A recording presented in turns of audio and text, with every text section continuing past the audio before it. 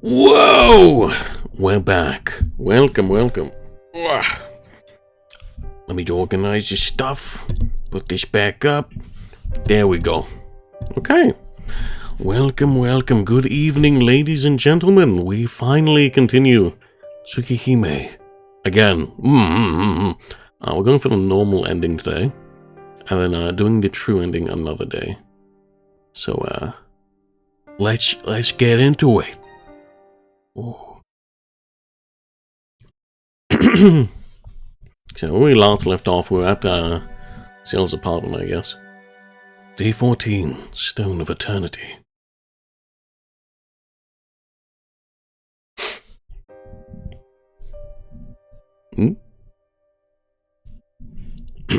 Okay. I need to zone in again into Shiki's voice.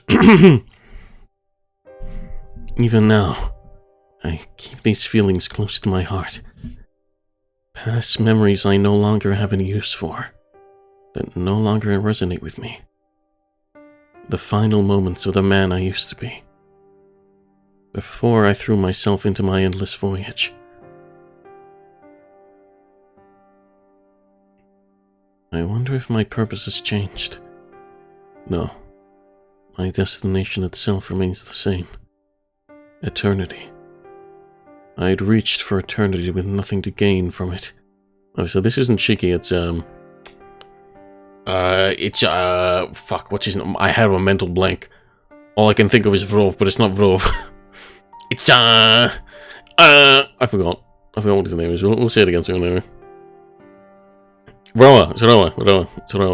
Can there be any other purpose as pure and immaculate as that? But something has changed. I have changed. My definition of eternity has changed, along with the method by which I would prove it.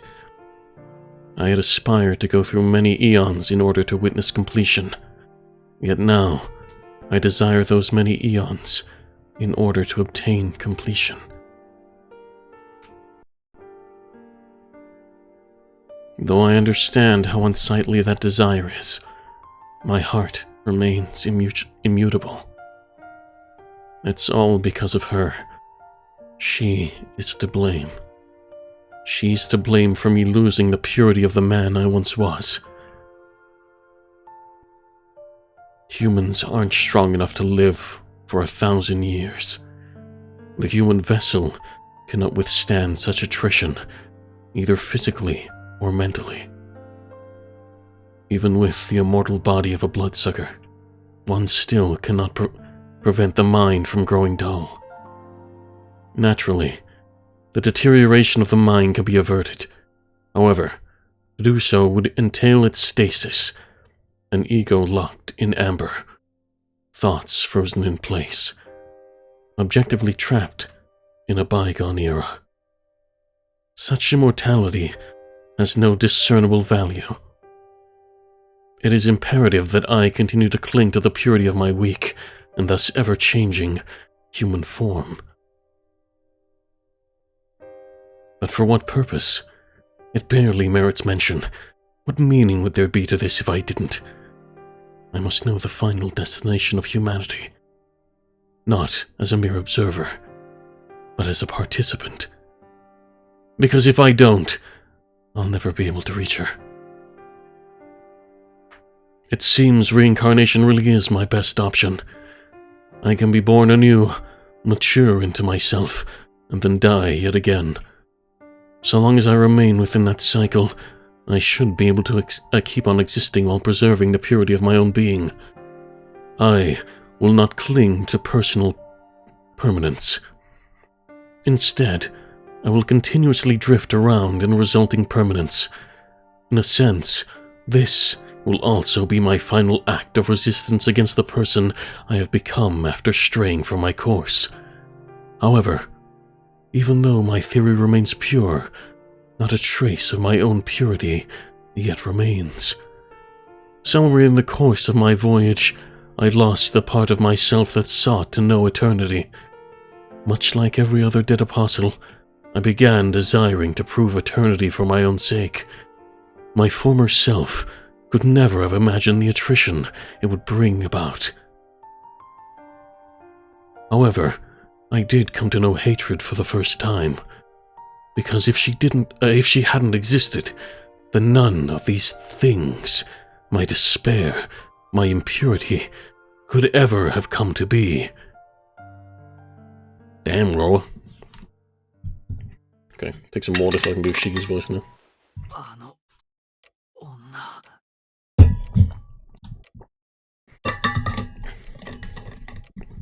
I think we can keep that voice for Roa. I feel as though my body's being dredged up out of the depths. I wake up with eyes that feel like they're about to pop out of their sockets. Oh, welcome, Juliana Kleinhurst. I'm sorry, I can't pronounce it. But thank you. Thank you for the follow. Welcome. Roused by the words that feel like heavy, immovable boulders. Uh-oh. Crunch. By the time I wake up, the day is already over. It's midnight. Your eardrums just burst? Oh no! What happened? Oh, it's midnight. Looks like I slept like a log for over 12 hours straight. I'm so loud? Oh, wait, give me a sec. Let me hear the volume. Thank you for letting me know. Testing. Testing. Wait, why is it doing it twice? Okay. Hold up. That's not normal. Testing. Oh wait, it's because I'm playing the fucking. I'm stupid. Wait, give me a sec. Okay, testing. Okay, testing. It might be a bit better. Thank you for letting me know. It seems like it's more balanced now on the audio scale. Oh, okay. Let us continue. Uh-oh. I have no recollection of that voice. I have no recollection of that vista. And yet, I suddenly realize what it was that he saw. No. Who he saw. Uh-oh. Crunch. My head has been pounding for the minute I woke up. It's like a hammer bludgeoning the shell of a crab, a tool used to crush the corpses of the previously living. The image of someone smiling as they wield that weapon in service of a delicious morsel really drives home the fact that humans are the most prosperous predators on this earth. Uh-oh. Uh-oh.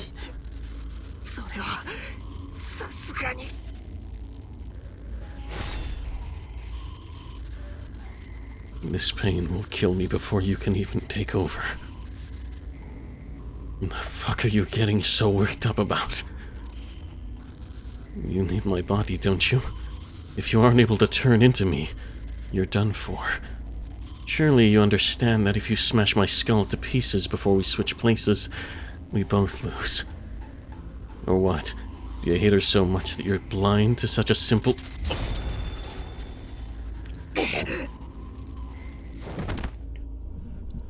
The blow to my head knocks me to the floor. 35 ads? What the fuck? Did you really get 30? Huh? What the fuck is Twitch done? I don't think that should be 35 ads. I don't know if that's an accurate number. That's a bit whack. Hopefully it's not. It's not like I've been concussed or anything. The impact I felt didn't come from outside my body. It came from within. Uh-oh. My whole body convulses. The signaling mechanism in my brain. My neurotransmitters are malfunctioning. Still bent over on the floor, I start vomiting. After I've thrown up everything left in my stomach, I begin coughing up blood. Ooh. Stop. Uh-oh. Wait, he's in pain. We gotta be in pain then. No more. If you keep going, I'll break. My head. It's being crushed. Oh. My body jerks violently, like a dog with electrodes implanted in its brain. I can't even feel my skull anymore. It's like the top half of my cranium has been completely stripped off. But despite that... Oh. But despite that, my headache doesn't fade one bit.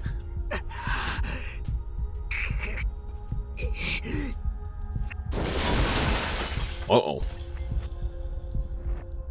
It hurts so much that I slam the source of the pain into the table. Fortunately, it's made of glass. The table breaks before I do. It probably would have even if it were made of wood. After all, the hammer I just wielded is made of calcium, the strongest material in the human body.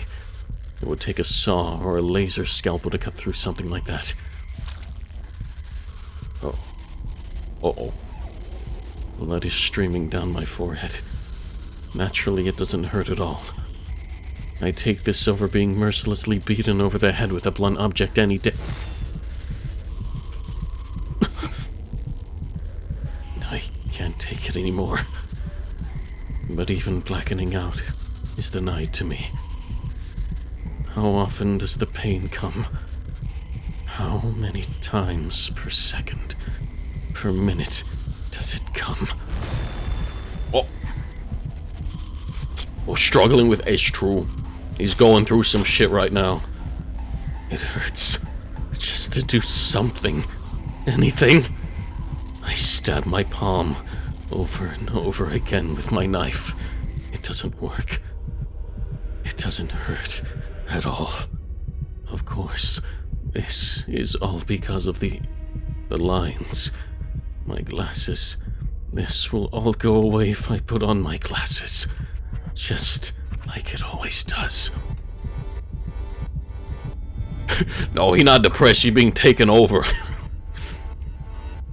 He has another entity in him trying to basically rip out his previous self. Oh shit, he is wearing them. Oh fuck, and he can steal the shit. Stop. I can't laugh. If I do, I'll lose control. But how can I not? I mean, what else can I do? Uh-oh. Uh-oh. Seal Senpai still isn't back yet.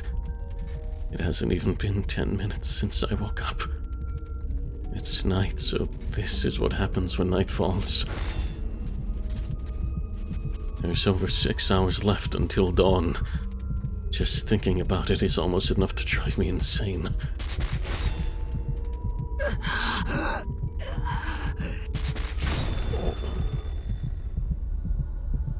I'm already well past my limit. If I have to put up with this pain any longer, I'll be dead by the time Senpai returns.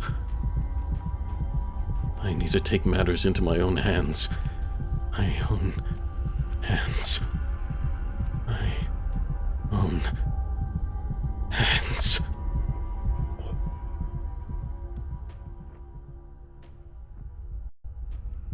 Uh-oh.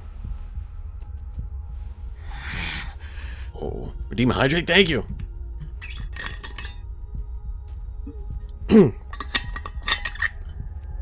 There we go. Okay. The solution is painfully obvious. There's only one thing that could be causing this. I've never felt this kind of pain before. I never felt this abnormal in Tonoshiki's room. Therefore, this room must be what's driving me mad. My headache won't go away if I stay in this room. Outside. If I don't go outside, I'll go insane.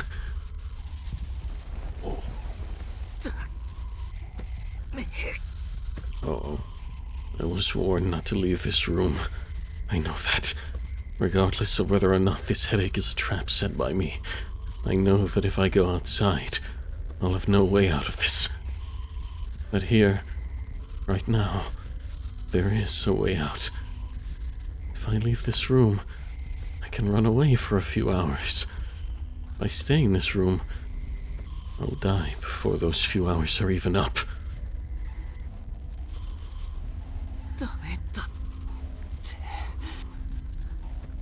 With unsteady steps, I advance towards the entrance. I'm so cold. It's hard to believe that I'm even alive. I suffer no thirst, no hunger, no lust, no lapse of consciousness. And yet, on impulse, for no real reason at all, I suddenly wanted to go see the golden moon.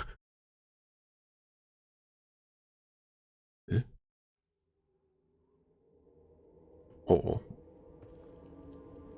The distortions won't go away.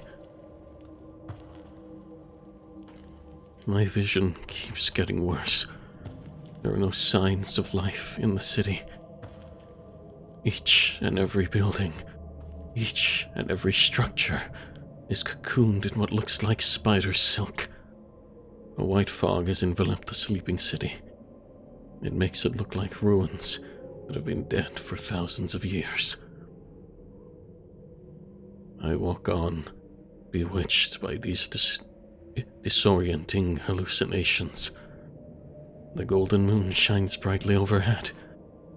Perhaps thanks to the moonlight, the headache that had previously plagued me is now gone. It's so calm, it feels like I'm at the bottom of the ocean. Oh. After a time, I arrive here. Was I the one drawn towards it, or did it lure me in? Either way, the outcome remains the same. The stone plaza is bathed in moonlight.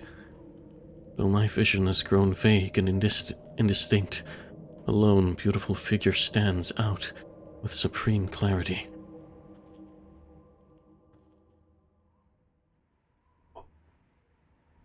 I take a deep breath and pull my hazy consciousness back down to reality. The city fades away, leaving the two of us in a world of our own. There, the moonlight. Would that be there in the moonlight? There, in the moonlight, is a luminous...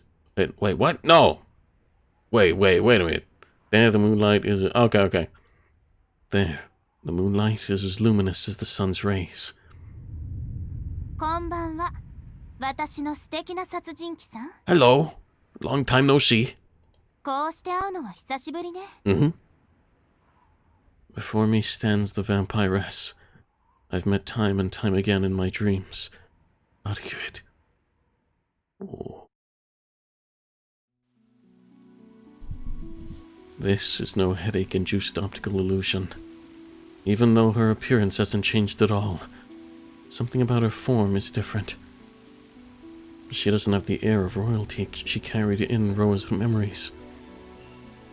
Nor does she act with the simple naivety she displayed in my own. Instead, she seems to embody a mixture of the two. アルクエイド、お前、帰ったんじゃなかったのか。あら、どうしてそう思うの？私、自分からこの町を去ると告げたかしら。Etiquette smiles with delight. Her bearing is elegant and frightening, both to degrees hitherto unseen. The innocent charm of a maiden plucking the petals from a flower, wondering if he loves me or he loves me not. Yet, also the needless cruelty of a child amusing themselves by tearing the wings off of a captive insect. To be honest, I'm dying to run over to Etiquette and talk with her like I used to. After all, It was never my intention to cut all ties with her to the point where we can't even speak to each other. But, as things stand, I can't afford to approach her without thinking it through. My instincts are screaming warnings at me. The only reason she stuck around is to find and kill Roa. In other words, if she realizes that Roa is inside of me, then all of a sudden, I'll be the one she's here to kill. ロアはもう死んだって言ったのはお前だろ。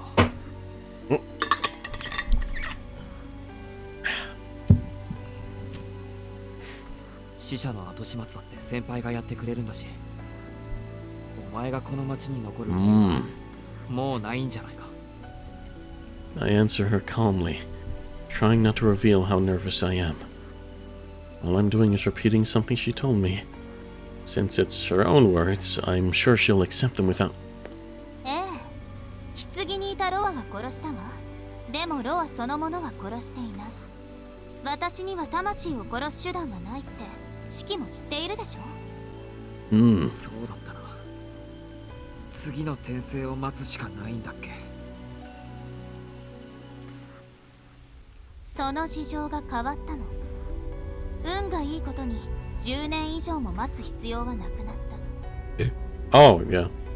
So she knows. Ooh. だってロアは依然私の目の前にいるんだもの。And with those words, Etiquette locks her red eyes with mine. Uh-oh. Uh-oh.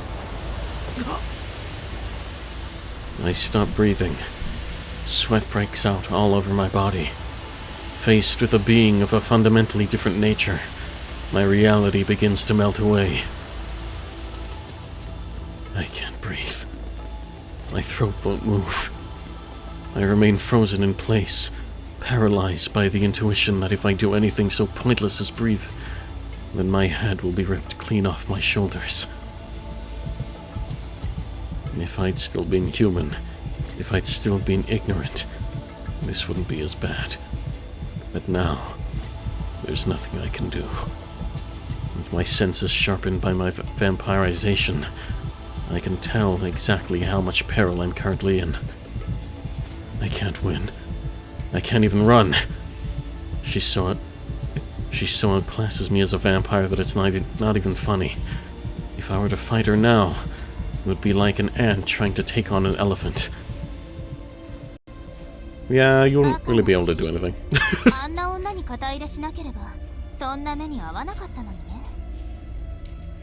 Etiquette still hasn't moved. Is it because she thinks I don't stand a chance? No. There's just something she still wants to confirm. そんな目ってなんだよ。毎日充実してるぞ、俺。物は言いようね。信じた人間に殺されかけたり、吸血鬼になった女に殺されかけたりしたのが充実。そんなことでいいのなら、私も混ざればよかったかな。私を裏切ったシキのために、もっと残酷な遊びを考えてあげたのに。I figured that might be why. I guess she really took my decision to help Ciel-senpai personally. Well, there's not much I can do about it now. I wasn't aware of it back then, but at this point, it couldn't be more obvious. Etiquette and Ciel-senpai. Their relationship will always cause them to come into conflict. まあいいわ。シエルの話はしないであげる。今はもっと聞きたいことがあるんだし。それでどうなのシキ？自分の中にロアがいる感想は？あの時みたいにやっぱり私を殺したくてたまらない。For a split second, my whole body feels weightless. It's honestly possible that the world around us really did shake. With the smile of someone picking flowers in the Garden of Heaven, she brings the full weight of her indescribable bloodlust down upon me.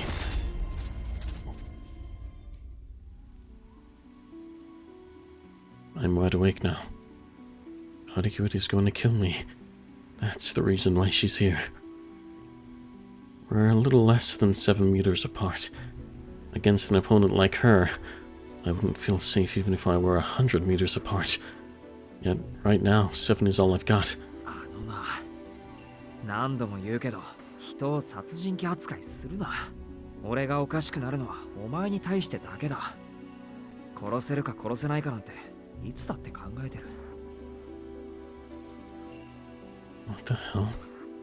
Why did I just prove her point? No, hold on.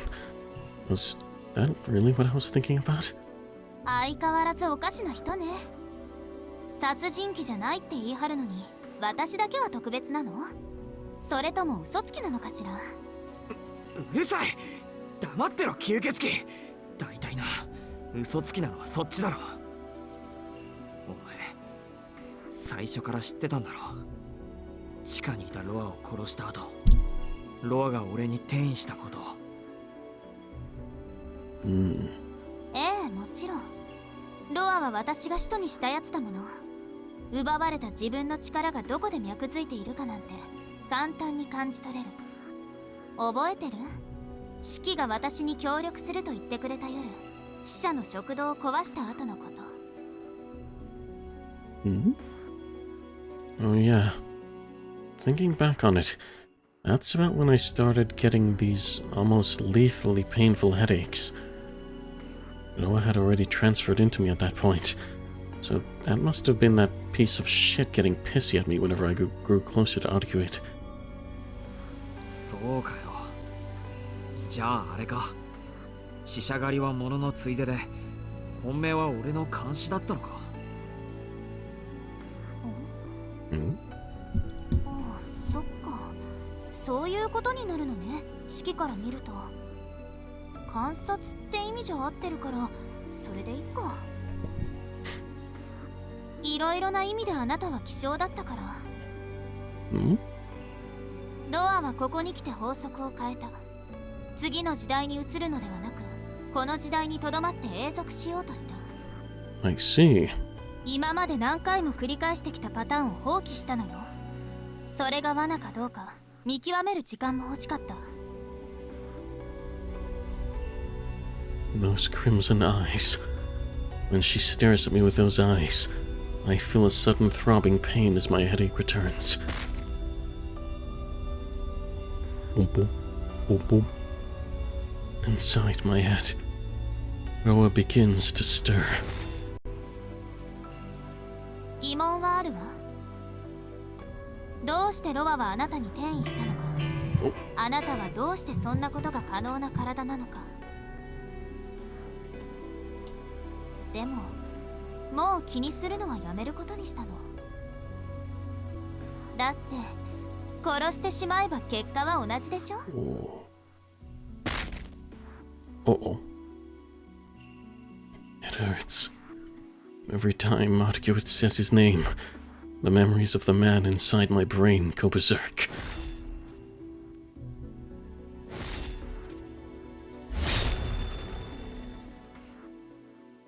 Oh.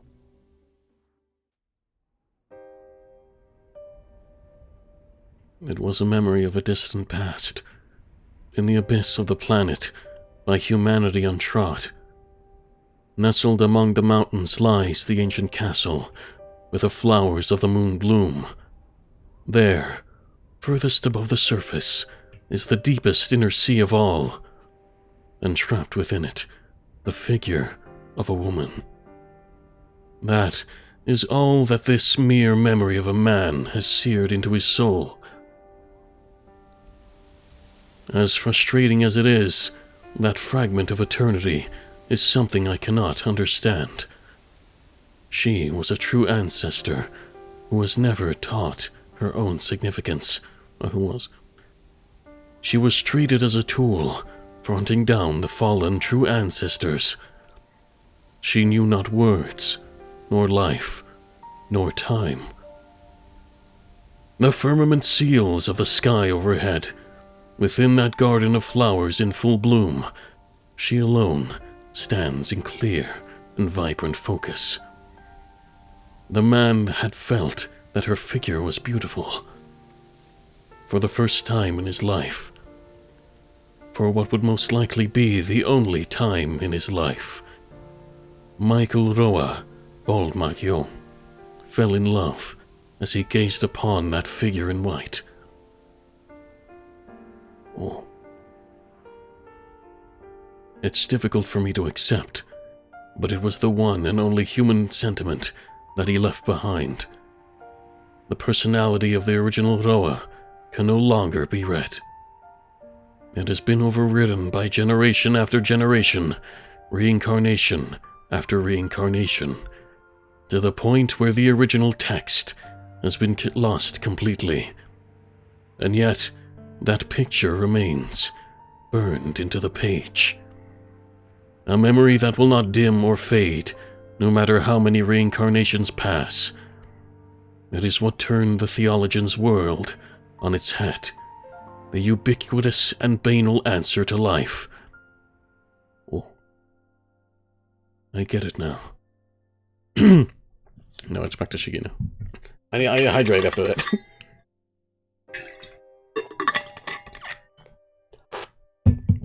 Okay. I get it now. So that's why you hated Etiquette. Perhaps he couldn't help but hate her. She had taken his purity from him. All it took was a glance. He had taken just a single look at her, and had his heart stolen. She was the flower that had shown him how meaningless the thesis he'd pursued was. Perhaps he hated everything about the existence of that vampiress in white. A lifetime of purpose spilled from his palm like sand. The resentment over how precarious and short-lived it had been was nobody's but his own. The dream I held is not to be overridden by something such as this. His conviction, along with his pride, would not let him choose any path other than animosity. He believed that the only way to regain his former self was to defeat and desecrate the object of his hatred. Oh, it was not a mistake in the eyes of the world, but it was a mistake as a human being. The man sought to become the underling of the greatest true ancestor in order to become immortal. Instead became immortal in order to ensnare the greatest bloodsucker. Roa had deceived Etiquette, who wasn't even aware that she was a bloodsucker herself, and made her drink his blood, binding their souls together. The man who had become Etiquette's dead apostle gave free rein to the power granted to him as a vampire. Etiquette, meanwhile, lost herself after sucking blood for the first time, and methodically annihilated all the surviving true ancestors. In order to achieve this, he had tracked Etiquette down, attained immortality through reincarnation, and at the same time entrusted her with control over his lifespan. How was it that he didn't understand? Even after reincarnating dozens of times, in his hatred, he still continues to wait for her. Except, it isn't hatred at all. This man, who had so single-mindedly devoted himself to his thesis, had never known human emotions. Had never known what it meant to care so strongly for another that you stray from your course. It may bear a resemblance to hatred, but a human who was truly steeped in hate wouldn't believe in another person to the degree he did. And Roa did believe in Etiquette. He believed that she would be the one to chase him, hate him, and kill him as many times as it takes, and guide him to eternity. He had embarked on this voyage, despite knowing it was a wish that could never be fulfilled. An endless journey towards infinity. Yet, even if he is worn down, fades or turns into another concept altogether, his soul will continue to drift on. That is the fate chosen by Michael Roa Baldmakyo. The life of a man who had never realized that the emotion he felt was love.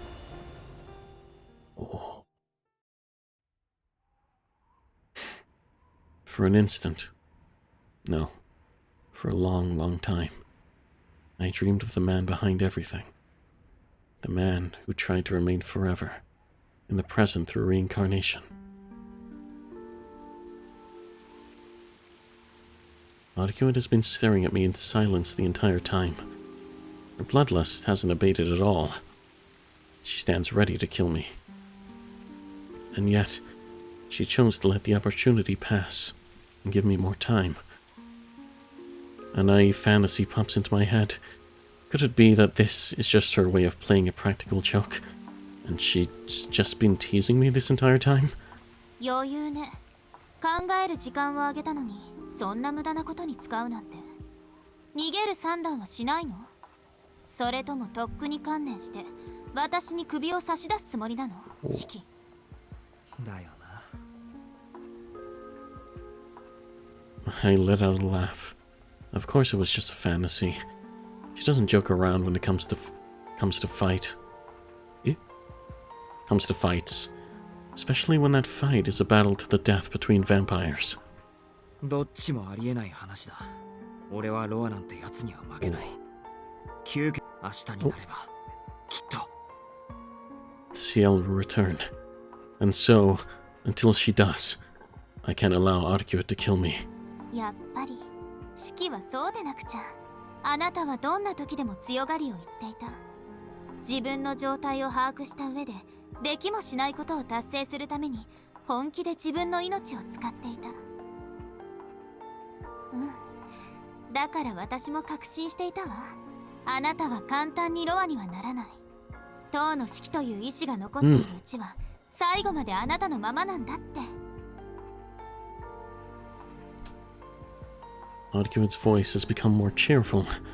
Her bloodlust now lacks any real animosity. It's not that she isn't serious about killing me. She's definitely committed to that. I think it's more that she's just enjoying our conversation. Now that I think about it, this place is precious to us. It's where we promised to work together, and where we'd wait for each other. That's why neither of us have crossed the final line. We don't want to sully those memories. In which case, there may still be a chance we can talk this out. If I'm able to persuade her, then living to see the sunrise might not be a pipe dream after all. そりゃありがたい。そこまで信じてるんなら、もう放っておいてくれ。ロアとは俺がきっちり型をつける。結果はどうなるにしろ、必ず息の根を止めて、転生を終わらせてやる。俺だから。お前はこのまま帰れっていうのなら聞かないわ。指揮が当てにしているのは教会の連中でしょ。あいつらにロアを封印されるのはお断りよ。ロアを処分するのは自分の力を取り戻すためでもある。だからね、ロアを内包した人間は私の手で始末をつけないと意味がないわ。バカ、それだって意味がないぞ。ロアの転生体を殺したところで奴は生き続ける。私が与えた血が。何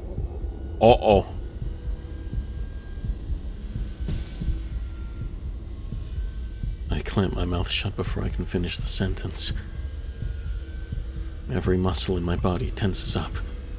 I feel like my consciousness has been jettisoned, leaving my body with nobody at the helm. This is real bad. I touched a nerve that I really shouldn't have. ロアに取られた力だって戻らないだろう。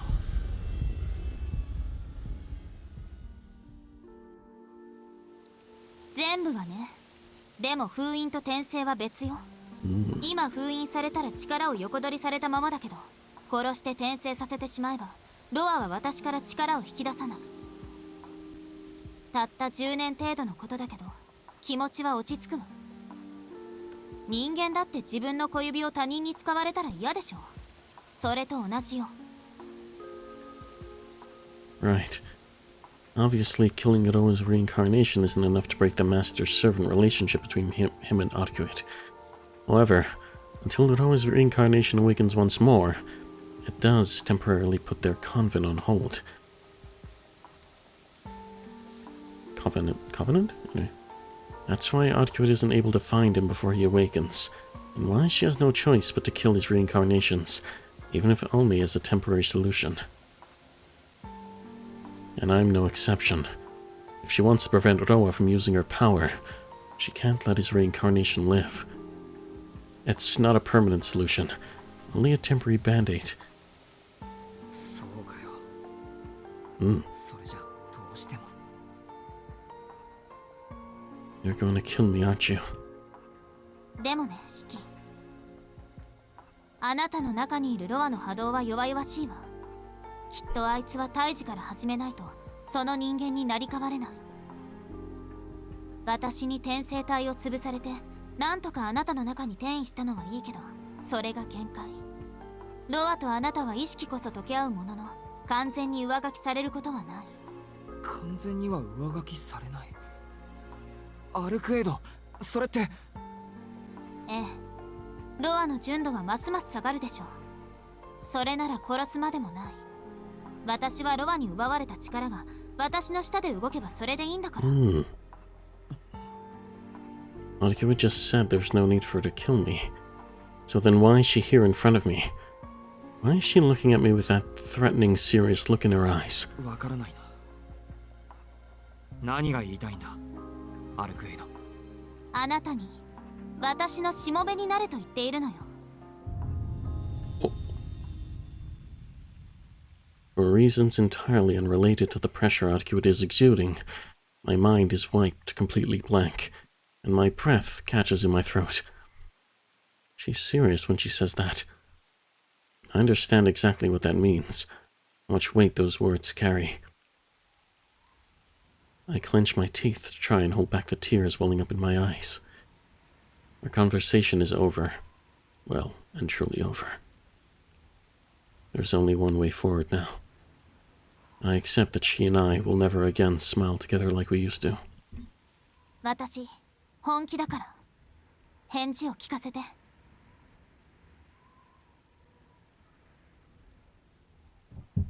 Etiquette's voice is vaguely tense, as unthinkable as that is. Oh! Uh-oh. I'm struck by a headache unlike any other. Though, the guy inside me absolutely detests Etiquette's words. Is it anger born out of despair, or does he feel a sense of envy towards Tonoshiki? 私のしもべになるのなら、ロアの侵食は止めてあげる。それで今までの塔の式の生活はおしまい。これからは夜の世界に生きるものになるけど、あなたの在り方は維持されるわ。そのままじゃあなたは大なり小なり自分が失われるんだから、考えるまでもないと思うけど。簡単に言ってくれるな。どうやってロアを抑え込むって言うんだよ。あら、ロアを止められるのはあなただけよ、シキ。けどその方法ではシキ自身も死んでしまう。だから私の方法はシキ自身を強くするだけ。あなたがロアより強い心を持てば、ロアがどう暴れようと関係ないでしょ。My headache bludgeons my brain yet again. Roa is furious. He's screaming inside my head, warning me not to be fooled by her, that she means to turn me into a puppet.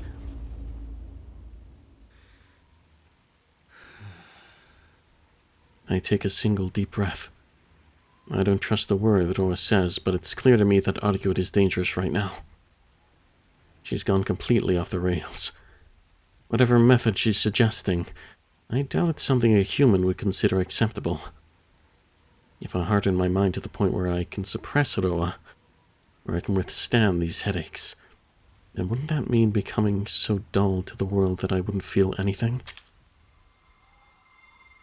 I take off my glasses. I remove my knife from my pocket. I extend the blade and hold it out in front of me at eye level. シキ。お断りだ。俺は Oh. お前のものになんかならない。そっか。仕方ないな。なら力ずくね。Her footsteps echo loudly. あなたには殺されたこともあるし、一度お返しをしてあげなくっちゃって思ってたんだ。Uh-oh. A white blur shoots towards me, plowing a gust of wind in front of it.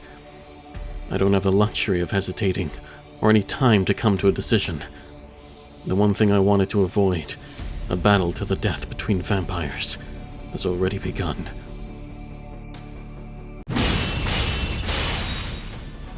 My knife clashes with Etiquette's claws. Beneath the golden moon, I deflect the attacks of the beautiful figure in white through reflex alone. I parry her once again. Honestly, I can't even see Etiquette's movements at all. Another parry. There's no intent to kill behind Etiquette's claws. Behind Etiquette's claws at all. Yet they could still tear me limb from limb all too easily. I continue to parry. My body moves on its own. I might as well not even be thinking. My arms react automatically to deflect Etiquette's claws. My entire body driven by nothing but my own desire not to die. A wry smile tugs at the corners of my lips. Much as I hate to admit it, I'm pretty far along in my transformation into a vampire.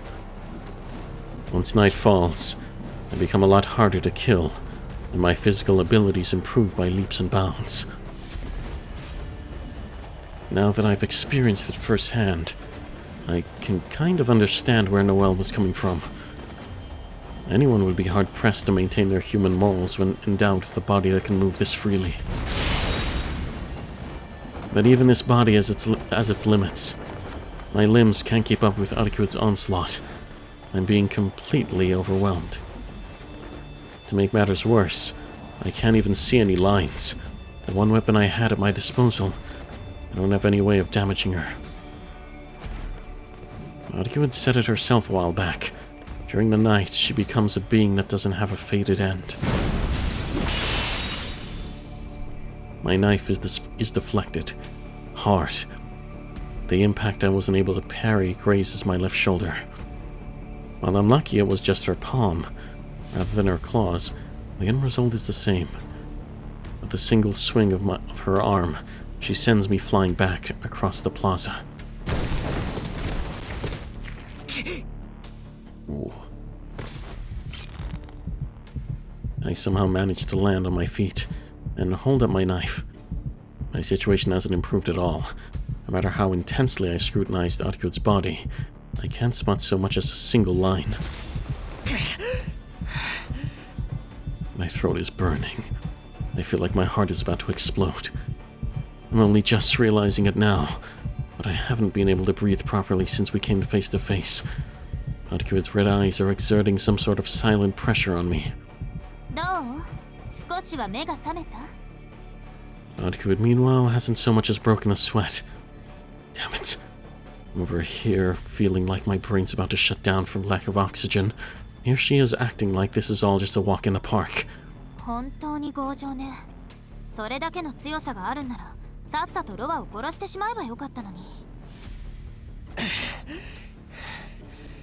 Oh.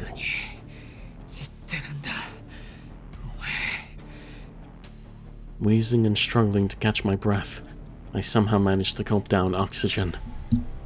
Wait, give me a sec. Doggo is doing crying.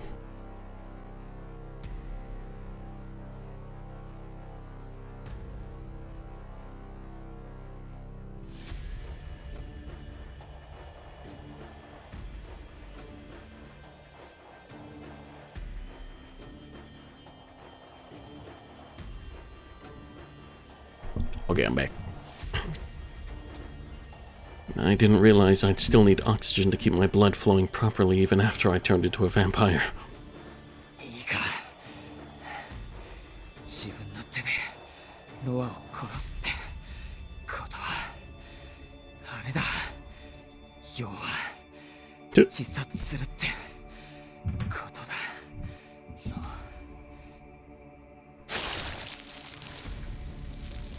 To put it visually, it would mean stabbing myself in the heart with my own knife. I'd definitely be able to kill Roa that way. It but also free Etiquette and CL Senpai from his curse. However, I'd be gambling on getting it right first time. Would I even be able to see my own death properly? If I could, would I be able to sever it properly? And besides... それができればとっくにやってる。死にたくないから。生き物として弱いから。俺はこんなところまで来ちまったんだろう。 As I'm catching my breath, I also let my feelings of anger and frustration spill out. Still, if I had that kind of strength, huh? Choosing to kill yourself in order to fight instead of running away, I guess that requires a strong mind, regardless of whether it's right or wrong. そんな強さは願い下げだよ。悪いけど、そう簡単にお前の思い通りには。呆れた。そこまで吸血鬼の体になっているのに、まだ人間の基準から抜け出せていないなんて。え？でもまあ、しょうがないか。人間は停止したら治らないんだもの。そう簡単に考えは変わらないわよね。There's a hint of disappointment and pity in her voice. She wasn't trying to provoke or insult me just now. It sounded more like she was trying to hint at something incredibly important for me. あなたがその目をもう一段階深く理解すれば、魂だけを仕留めることだってできる。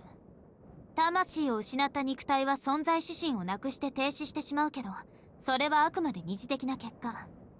吸血鬼であれば、肉体は生きてさえいれば蘇生する。あとはどちらの魂が生き残るか。一人分の死の点と二重になっている魂。なら、死に絶えるのは意志が弱い方だと思わない？待て。ちょっと待って。それはどういう。ダメ。待ったげない。Quick as a flash, Etiquette closes the distance between us. I may not be able to keep up with her, but I do have an idea of just how fast she is. The instant she blinked out of sight, I started to swing my knife, even though I knew it was probably futile. My knife bounces right off her beautiful nose. It just bounces off. Oh my lord, okay. As I feared, attacking her any way other than her lines of death is as good as useless. She's damn sturdy, but that's only one side of the equation. I'm just not strong enough in general. If I had the same amount of magical energy and raw strength as Rove, I'd at least be able to concuss her a bit. Even if my knife still wouldn't leave a mark on her. To use a baseball analogy, it's like she took her sweet time winding up only to pitch an overhand throw. Only someone who utterly outmatches their foe could afford to do something so sloppy and careless. She's not taking me seriously at all. If none of my attacks are going to have any effect, then I can't afford to stand still and start trading blows with her head on. I jump backwards, dodging as she swings her claws down with the exaggerated sweep of a giant panda. I'm not surprised about the fact that I dodged it so much as the fact that what I'd intended to be a half step backwards became 5 whole meters.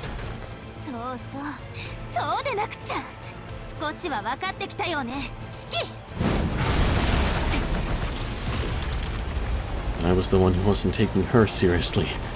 She wasn't trying to hit me with that giant swing. She was launching something. Even though I've jumped back, a shockwave strong enough to be visible is bearing down on me. It's the same natural interference that she used to mow down the dead before. The man lurking in a corner of my brain warns me that since I don't have any defensive magecraft, that thing will slice through me like a hot knife through butter. But his warning comes a little too late. Etiquette's wall of a swing blots out everything else in sight. I can't retreat backwards, or to the side. There's only one direction I can go, and that's... The instant I realize the only way out is up, my legs are already kicking off from the ground. I'm so caught off guard by my own reaction that I let out a yelp of surprise. I'm pretty damn high up. Looking down, I have a panoramic view of the park fountain. Did I seriously just jump 10 meters in the air using nothing but my own 2 legs? いや吸血鬼すごいな。でしょ?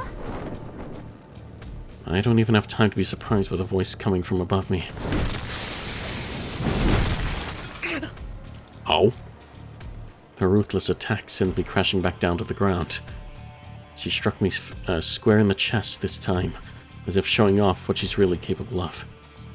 As a result, I slam into the ground back first, and then... Ow! 休む暇とかあげないから。 Even after sending me sprawling on the ground like some discarded luggage, she wastes no time in delivering her follow-up. Her attacks are hitting even harder than they did before. 1, 2, 3, 4 strikes. It doesn't even take 5 hits before I'm completely out of the way to defend myself. What did I expect? I'm the idiot here. Maybe if I hadn't taken any damage from the fall a second ago, there's no way I would have been able to block Etiquette's attacks. Her tone may be playful, but she isn't messing around at all. Her offense has been completely devoid of openings. She's dead serious. From the moment she appeared before me, she was ready for everything that was about to unfold. I didn't even have a chance to get a handle of my new abilities, and I failed to realize just how serious she really was. In my unprepared state, I never stood a chance against this vampiress in white, and the raw fury of her unbridled emotions. Whoa.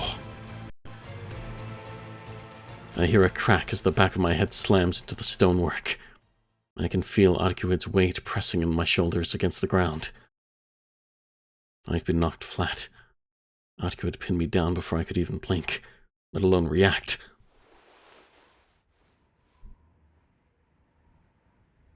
Etiquette stares at me in silence, not moving from her position on top of me. A decisive victory. When you weigh the same as your opponent, trying to get them off of you in a position like this is nigh impossible. Even if I could, a battle of strength between us would be over before it even started. All that's left is for her to end it all by mercilessly ripping my head off from my shoulders with her claws. But that end doesn't come, even though she's in a position to kill Roa, to kill me. Etiquette remains tongue-tied. The maddening silence stretches on, like a thread drawn tight, or a moon grown pale. Involuntarily, my breath catches in my throat. She's so close. I can feel her breathing as though it were my own. Even though we're so close that we're almost embracing each other, we're as far apart as the earth and the moon. なんだよ。もういいだろ。人殺した後で血を吸って、ゾンビにでも何でもしろ。I'm being honest. I can't stand seeing her like this. 命乞いはしないの。宣言撤回とか、まだ受け付けてもいいんだけど。殺したら血を吸うしかなくなるわ。あなたが自分から私と契約するのなら血のやり取りなんてしなくて済む。そっか。血を吸うのが怖いんだっけ。それはいいけどさ、俺がお前に従うと仮定してロアをどうするつもりなんだ。お前は俺を殺さないって言うけど、俺が生きている限りロアは生き続けるんだぞ。希薄になったロアは放っておいても構わないわ。そうね。だからあなたを見逃してあげてもよかった。なんだ、遠慮しないで見逃せよ。俺なんかに構ってないでさ。早く故郷に帰ってパパを安心させてやれ。でもね、もともと自分の力なんだから取り戻そうとするのは当然でしょ。それに何より Her grip tightens. The weight of my shoulders grows heavier. 私はあなたを殺してロバを眠らせるよりこのままシキを取り込みたい。殺して亡くしてしまうよりもっと一緒に過ごしたい。前みたいにシキの声を聞いていたい。 Her red eyes tells me that that's why she's not going to kill me. 信じられないけど私はあなたが好き。大好き。だから助けてあげる。血も吸わないしシキの嫌がることは決してしない。 Her red eyes beg me to do just as she says. I have no doubt that's really how she feels. Etiquette wouldn't lie. She really is just that pure and honest about her own feelings. In which case, if I were to be honest about my feelings too... Oh! Okay, this is the branching point between true and normal ending. So we need to keep this. Make another save as well? Yeah. Okay. So we'll go back here after... Oh, the next stream when we do true ending. So this one, I have to say...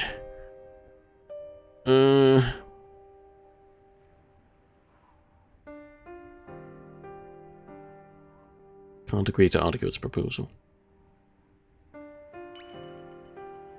This should be normal ending. お願いだから逆らわないで。私にあなたを殺させないで。 Your pleading voice is little more than a whimper.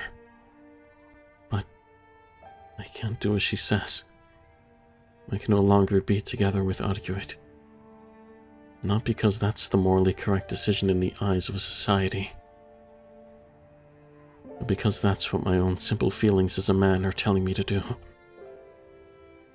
I am someone who fundamentally does not understand people. Someone to whom the boundary between life and death was always blurred. Someone fated to be nothing but a repugnant psychopath. And yet, even someone like me had a person who would praise them for doing their best. Even someone like me had a person to teach them that I still had things left to accomplish. I can hardly even believe it myself. But right now, I have someone I value more than my own life. Preparing myself for the worst, I let out a deep breath. シキ。 Etiquette's eyelids quiver ever so slightly. It's like she already knows what I'm about to say, and wishes I wouldn't. ダメだ。お前には従わない。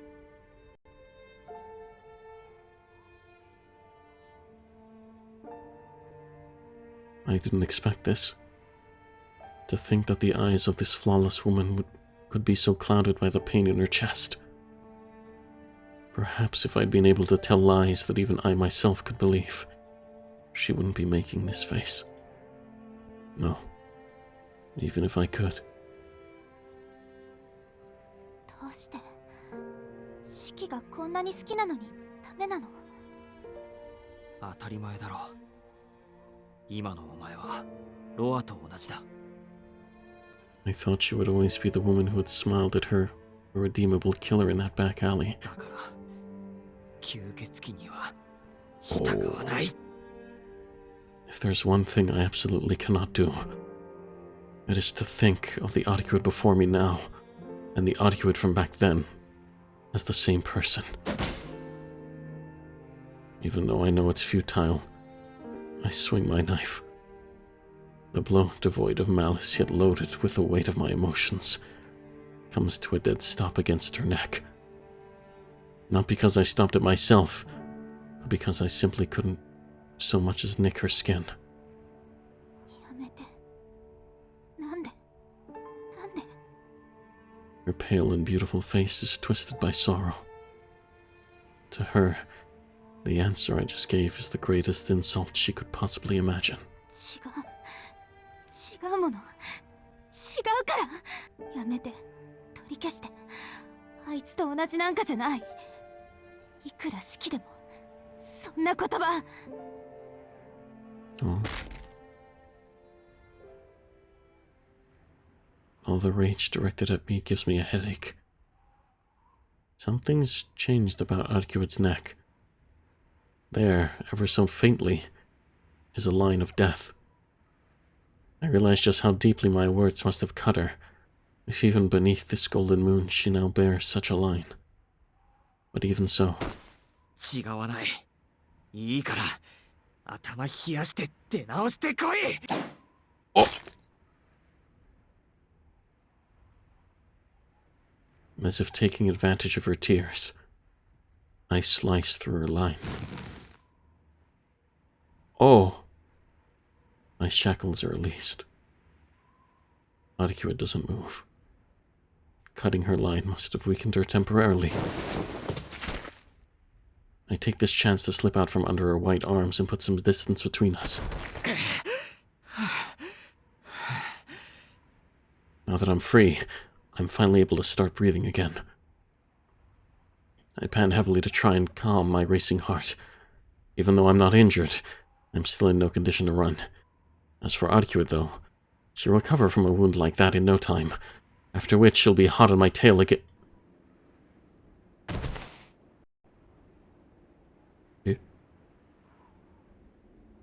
Oh. Oh no. Etiquette's arms, which had been propping her up, slowly slide out from under her. She collapses onto the pavement, almost like she's just fallen asleep. Wait, has she still not gained consciousness?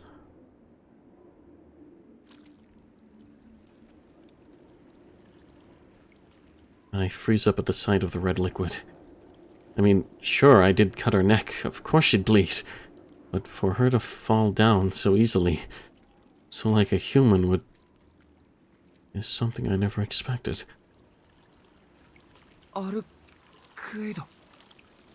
Etiquette doesn't move so much as twitch. The red blood continues to spread across the stone plaza. The ominous vermilion color stains her pale figure, as though tainting it with poison. No way.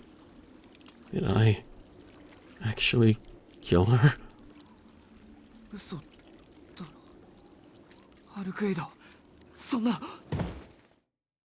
My legs had been poised to run away, but now I swallow nervously and turn to rush over to Etiquette.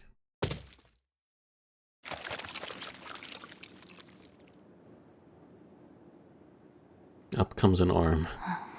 Still flat on the ground, Etiquette raises one of her arms like the bent leg of a spider and firmly plants her hand against the stone. Uh-oh. Uh-oh.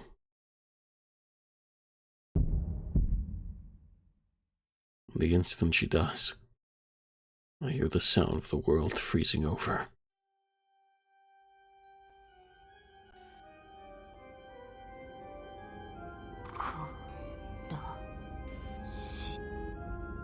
Oh, fuck. Fresh blood dribbles from her throat as she breathes. Etiquette's arms tense as strength begins to re-enter them.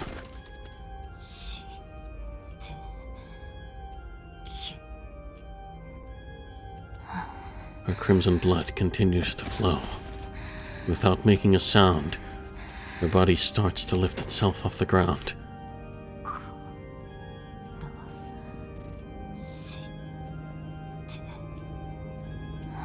She raises her face from the pool of blood.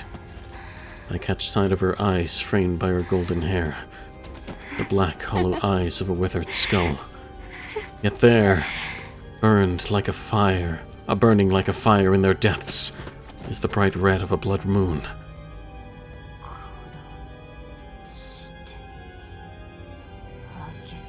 Oh.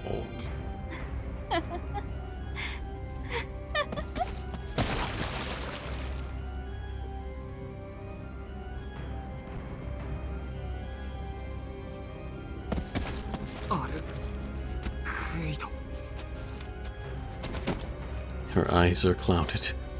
She tries to push herself back onto her feet with one hand, but her strength doesn't seem to have returned yet, so she falls back down again with a splash of blood. With each and every fall, her body grows redder and redder. She keeps trying to get up, only to slip and fall. Over and over again. Almost like she's enjoying the way she's clumsily flailing around.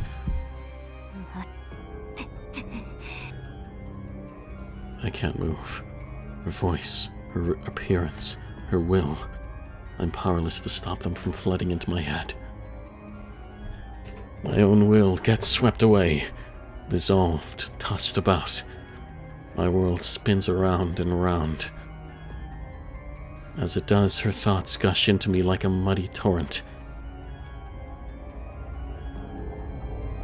I have never drowned in this much pain.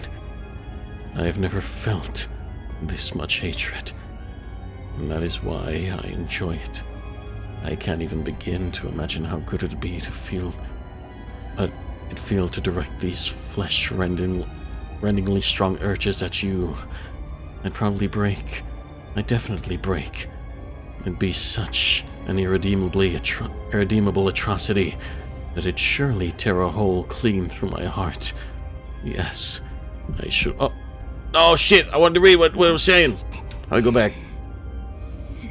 Fuck, what's the thing? What's the thing? What's the button? log, text feed. Okay. Wait. It's not text feed. Oh, there we go. Okay. Down. Okay, I was here. Be such an irredeemable atrocity that it'd surely tear a hole clean through my heart. Yes, I should rip him open and spill his guts. I should pulverize him until nothing remains but dust. I'm never going to let him escape. Never going to forgive him. I'm not going to lose that being, that warm heartbeat, ever again. Damn, Audrey was going crazy.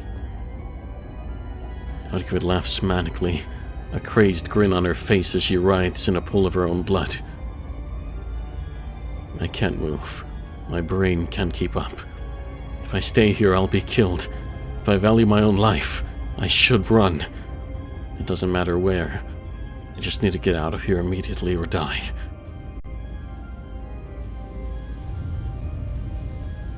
And yet, my legs won't move.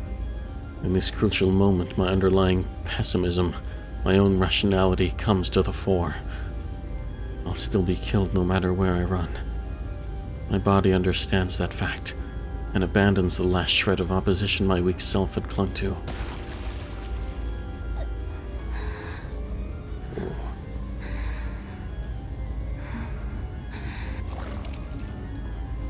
The vampire slowly lifts herself up out of the pool of blood. I can do nothing but stand and stare, eyes frozen in place. A ripe tomato ready to be served. That's what I must look like to her right now.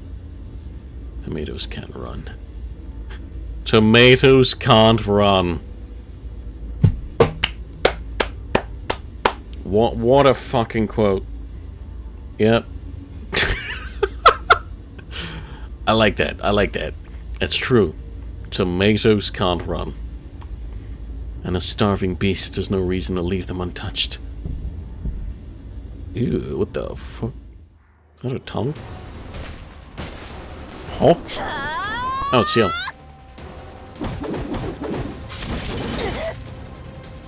Multiple shooting stars come flying in from the side. The black keys, weapons designed for use against vampires, skewer Etiquette's defenseless body.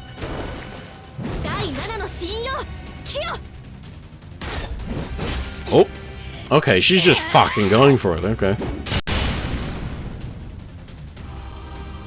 As if to finish her off, a large black something mercilessly tears through her like a hurricane. It all happened in the blink of an eye. Ciel Senpai appeared out of the sky, fired off a barrage of black keys at Etiquette. Before they even hit their target, was equipping her massive pile bunker in preparation to attack. White and black collide. In that moment, the pile bunker in CL Senpai's hands was torn apart by Etiquette's claws, but its long stake still managed to pin its target firmly to the ground.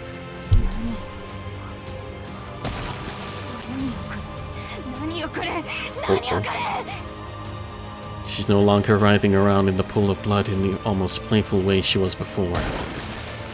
Etiquette struggles to extract the stake that has pierced her, but her blood-stained hands keep slipping, and she's barely able to budge it at all.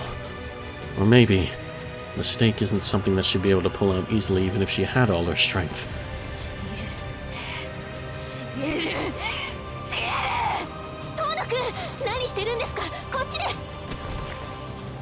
On one side, a voice that won't be sated by my death alone. On the other, a voice trying to spur me on. Hearing the latter dispels the fear that had gripped me. Senpai!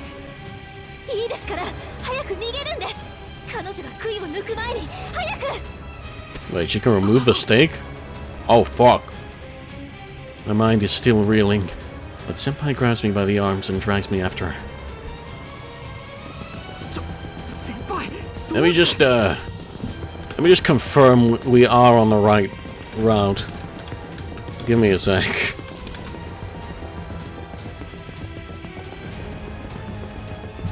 Let me see.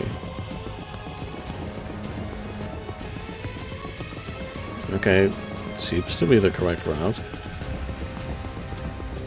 Okay.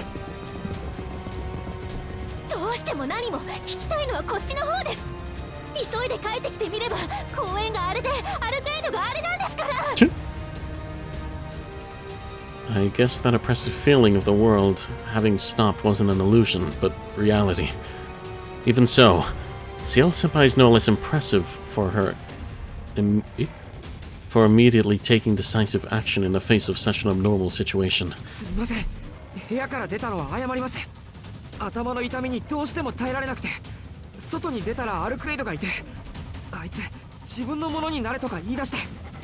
And like, she told me to make her hers, and like, I said no, and then like, I stabbed her, and then like, you know, stuff sort of happened. Oh, blush.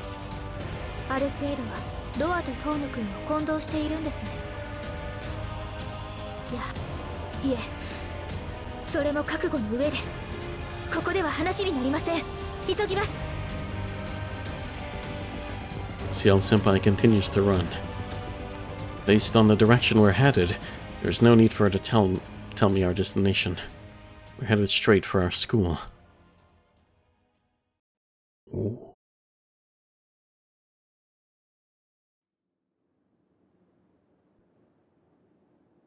The school grounds are completely silent.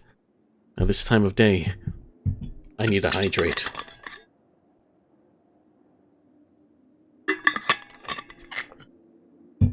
There we go. At this time of day, the school is like a forgotten mosque, empty and distant from the hustle and bustle of the city. Neither the hell of Etiquette from earlier, nor the illusion of a city shrouded in a white cocoon, encroached upon the confines of this sanctuary. At least, not yet. 落ち着きましたか、遠野くん。背中を打っているようですが、怪我は？ありません。さっきまでは痛んでいましたけど。Only because I'm pretty far along in my transformation into a vampire.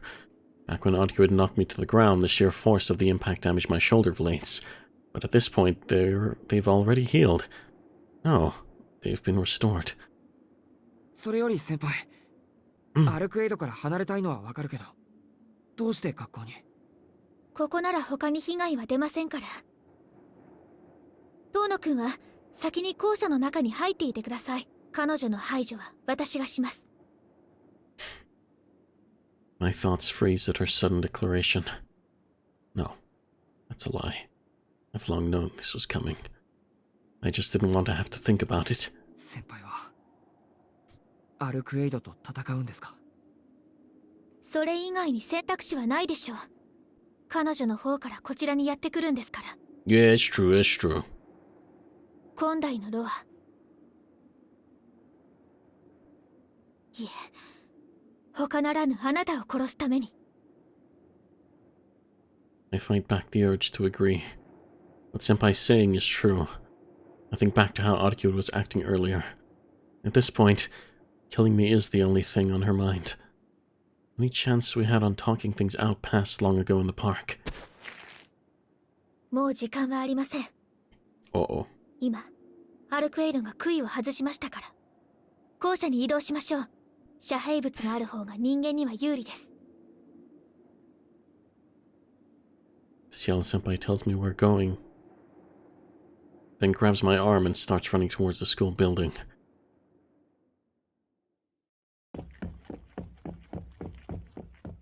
どのみち遠野くんを守るためには、彼女と決着をつけなくてはいけなかった。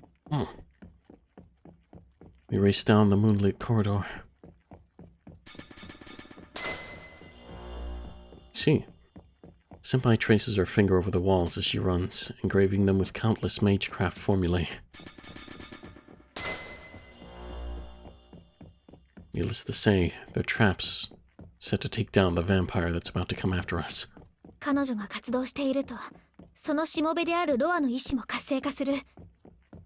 遠野くんの中のロアを抑えるには、まず彼女を眠らせるか、追い返す必要があった。If they kill Etiquette, because Roa is her subordinate, that would mean that Roa will die in the process as well, wouldn't he? I mean, it only makes sense. Or at least, I don't know. We'll have to see, I guess. Though then again, he's pretty strong in his own right, so maybe that wouldn't happen. I don't know. We'll see.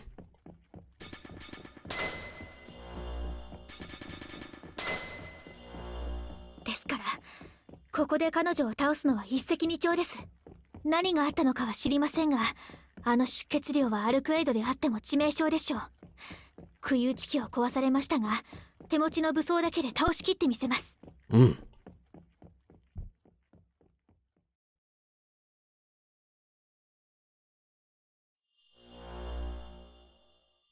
ここまでですね。遠野くんは3階で隠れていてください。彼女と戦うのは私の役割ですから。What if she comes to the third floor? I can't do that. I bear the responsibility for making Etiquette like this. Ciel Senpai's voice has sounded a bit dispirited for a while now. She's no match for Etiquette. She knows it, and it's clear that she's just trying not to worry me. 俺も戦います。あいつをおかしくしたのも、先輩の言いつけを守れなかったのも、俺がバカだったからです。だから、せめて自分でケリをつけないと。遠野くん、私怒りますよ。Senpai glares at me intensely, but the look in her eyes isn't anger. It's the look of someone struggling not to lose their nerve. 私の体のことは知っているでしょ。私は何があっても死にません。けど遠野くんは別です。確かにあなたの目ならアルクエイドを倒せるかもしれませんが、その前に彼女の爪があなたを殺します。遠野くん言ったじゃないですか。私を幸せにしてくれるって。ならお願いですからこんなところで死なないでください。でも先輩一人じゃあいつには。見くびらないでください。私が今まで何体の使徒を仕留めてきたと思っているんですか。こと吸血鬼退治なら私の右に出る者はいないのです。Senpai confidently raises her clenched fist in the air. But even as she does, I can see that her fingertips are trembling. ダメだよ。先輩、俺はそれでも。I can't run away and leave her all on her own. Before I can put those thoughts into words, Senpai cuts me off by placing a finger on my lips. その先はそれこそ言っちゃダメです。お願いですから、私のわがままを聞いてください。一度ぐらい、本当に一度ぐらい、私だけの意志であなたを守りたいんです。そうしないと、私は遠野くんに心から笑顔を向けられなくなっちゃうじゃないですか。Tears well up in her eyes as she speaks.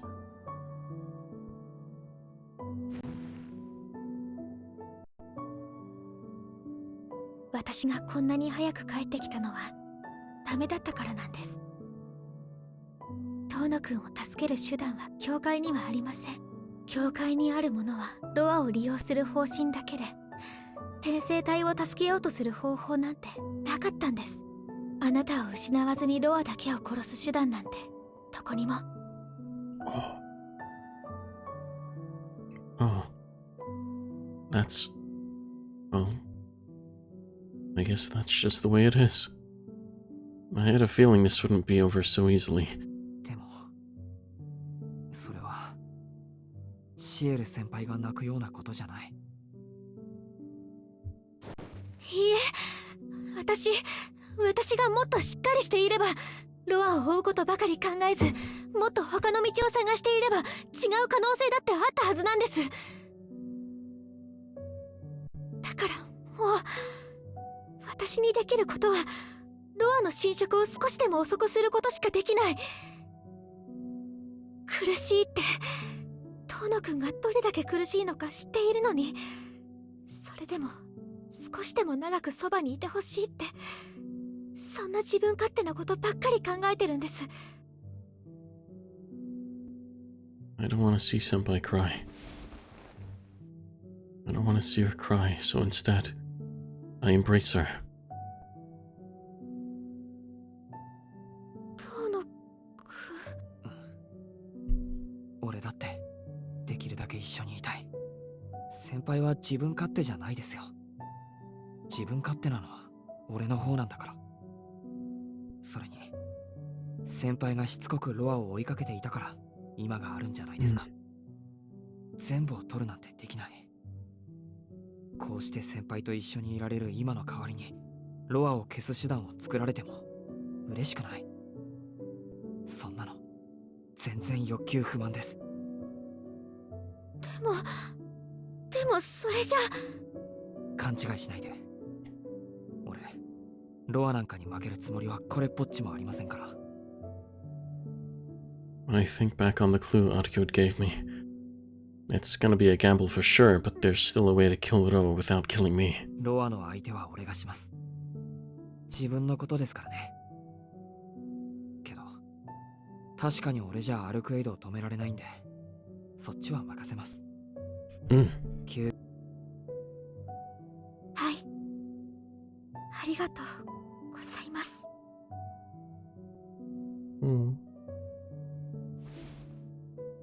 I feel Senpai's arms tighten their grip around me. Standing there in each other's arms, our lips almost touch.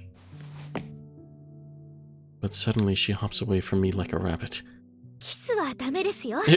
そんなことされたら私嬉しすぎて気が抜けちゃいます。ですから今は抱き合うだけにしておきましょう。だね。じゃあ少し離れてるけどピンチになったら呼んでください。すぐに駆けつけますから。 Senpai nods silently. I put my trust in her and turn to leave. ごめんなさい。一つだけ忘れ物がありました。忘れ物ですか？はい。明日になったら街に遊びに行きましょう。乾くんと3人でこの前のやり直しをするんです。Oh, her soft smile takes my breath away. Thank goodness. The fact that she saw that promise as something special means the world to me. それじゃあ約束。 I hold out my hand. はい。今度はちゃんと守ってくださいね。This is such a red flag. But she can't die, right? She's kind of immortal. I mean, we die? I don't know. I'm a bit worried. Senpai's hand brushes against mine.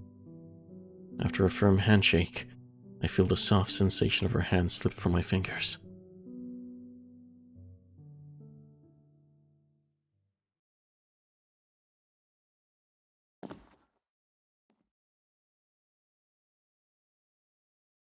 It's quiet. I hide myself in the third-floor corridor that connects the two school buildings, grip my knife, and take a deep breath. I have faith in Senpai. If she says she'll protect me, then I know she'll keep her word no matter what. But I feel the same way about her. Just as she wants to protect me, I too want to protect her. そうだよな。何を弱気になってるんだ。Right now, I need to be planning ahead at least a little. I may be on standby for the time being, but I can't just sit on the sidelines forever. Even Etiquette is bound to leave herself open at least momentarily while fighting Ciel-senpai. And when she does, that'll be my chance to attack. 俺が先輩を勝たせる。If I make even one wrong move, Etiquette will tear me to pieces with her claws. Senpai told me to fall back because she was afraid of that possibility.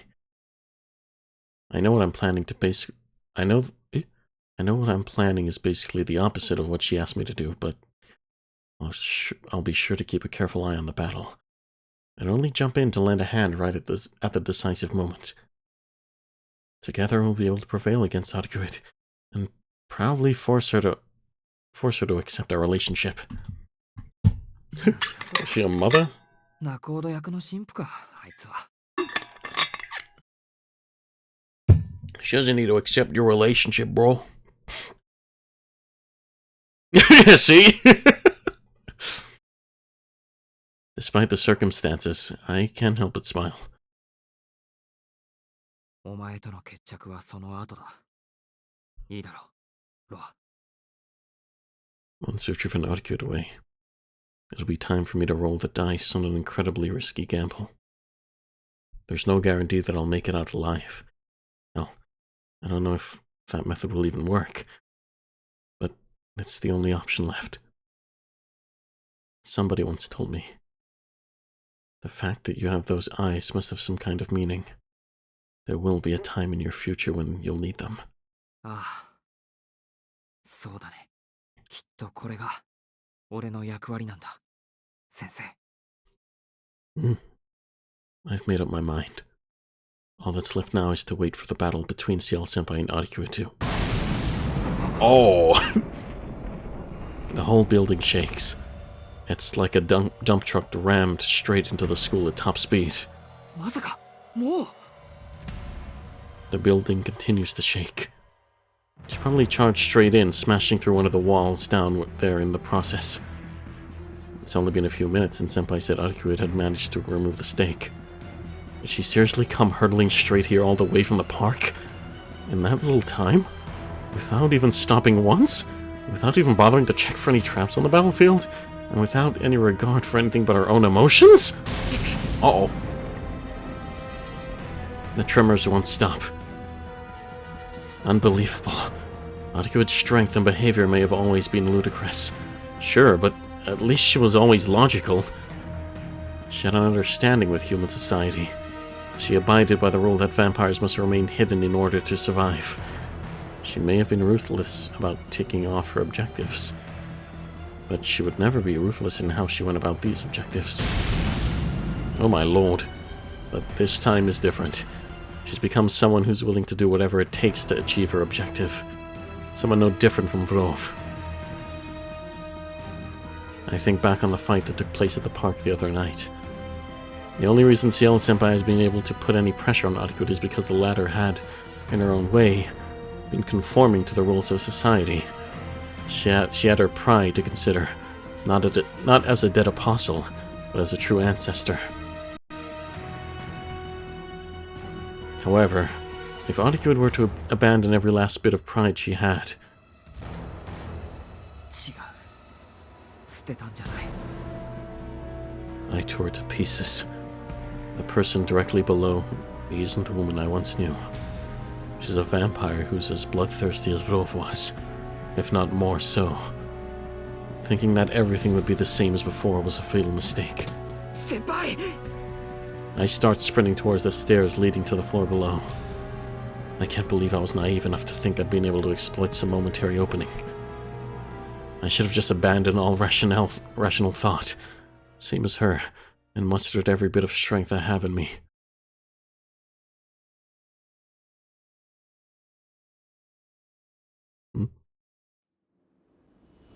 It. Oh, okay. It's like something out of a nightmare. I stand frozen in place on the second floor landing. The corridor has been brutally torn apart. Unlike the altar between the department store, Overdo's intense cold, the scene before me is at least something that fits within the bounds of common sense. And yet my legs won't move. The sight has taken my breath away and rooted my consciousness to the spot. There's nothing normal about the atmosphere in this corridor. Each and every particle, each and every speck of matter, they've all been coated with the will of Etiquette, making this place feel as suffocating and claustrophobic as the inside of the womb. Uh-oh. At the center of it all, the battle between the two of them has ended in an overwhelmingly one-sided victory. They're only 30 meters away, but it feels like an uncrossable expanse. A vast number of black keys litter the corridor. The blood and scraps of flesh clinging to the walls are all slowly writhing back towards Beep, trying to return to their original form. There are no weapons in Beep's hand. Etiquette has pinned her against the wall by the neck, leaving her completely helpless. The gruesome sight almost reminds me of a butterfly specimen pinned in its case. Beep is practically on the verge of death, and it seems as though she can't see anything other than Etiquette. Etiquette's finger touched the base of... I'll just say it, Ciel. Touched the base of Ciel's neck. Her claws then pierced Ciel's skin, before sliding down in one slow motion all the way to her waist. Out sprays a vivid stream of liquid. Etiquette has filleted her as if she were a live squid. Ooh. Etiquette plunged her hand into Ciel's chest. There's a wet, sucking sound as her outstretched fingers gouge out Ciel's heart as easily as one might brush aside freshly fallen snow. This is just cruel. Even if she can't die, pulling out her heart like that while she's alive is just way too cruel. Etiquette rests her claws on above Ciel's head. She then casually drags her hand all the way from Ciel's head down to her crotch, scraping off her flesh as though running an eraser down her body. I yell for her to stop. My body is still frozen in place. Etiquette turns around. She glances at me nonchalantly, as if she had just spotted an insect. Uh-oh. That act alone is enough to make me forget that I'm even alive. なんだ、ちゃんといるじゃない。そこで待っていて。すぐに終わらせてあげるから。Cackling with laughter, Etiquette inflicts even more pain on Ciel. With one hand still around Ciel's broken neck, she uses her other arm to rip her body apart over and over again. 呆れた。これでも元に戻るなんて。やっぱりロア本人を殺さないとダメって。I hear the sound of rending flesh. It's the same endless cycle of death and resurrection that Ciel experienced back at the church. Maybe Noel? 私がロアを取り込んでしまえば、 One of them. あなたは私が死ぬまで生き続けるしかなくなる。Oh. あなたが死ぬには、教会で用意した転生批判の聖剣でロアを殺さないといけない。それがどうしたって。Still barely clinging to consciousness, Ciel responds with pain in her voice. けれど、いいの？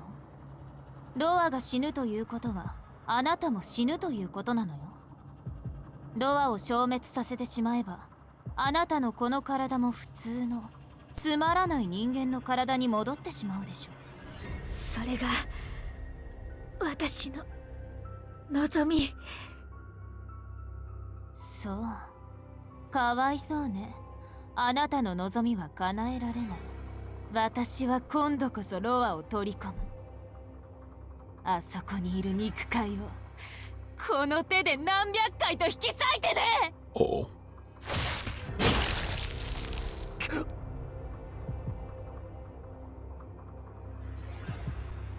I can't tell if she like jumped to me or what happened here. I'll say Ciel for now. Ciel's body convulses violently. Her red heart is pulled out whole, along with the rest of her organs. Despite that, she regains consciousness immediately, coughing and spewing blood out of her mouth.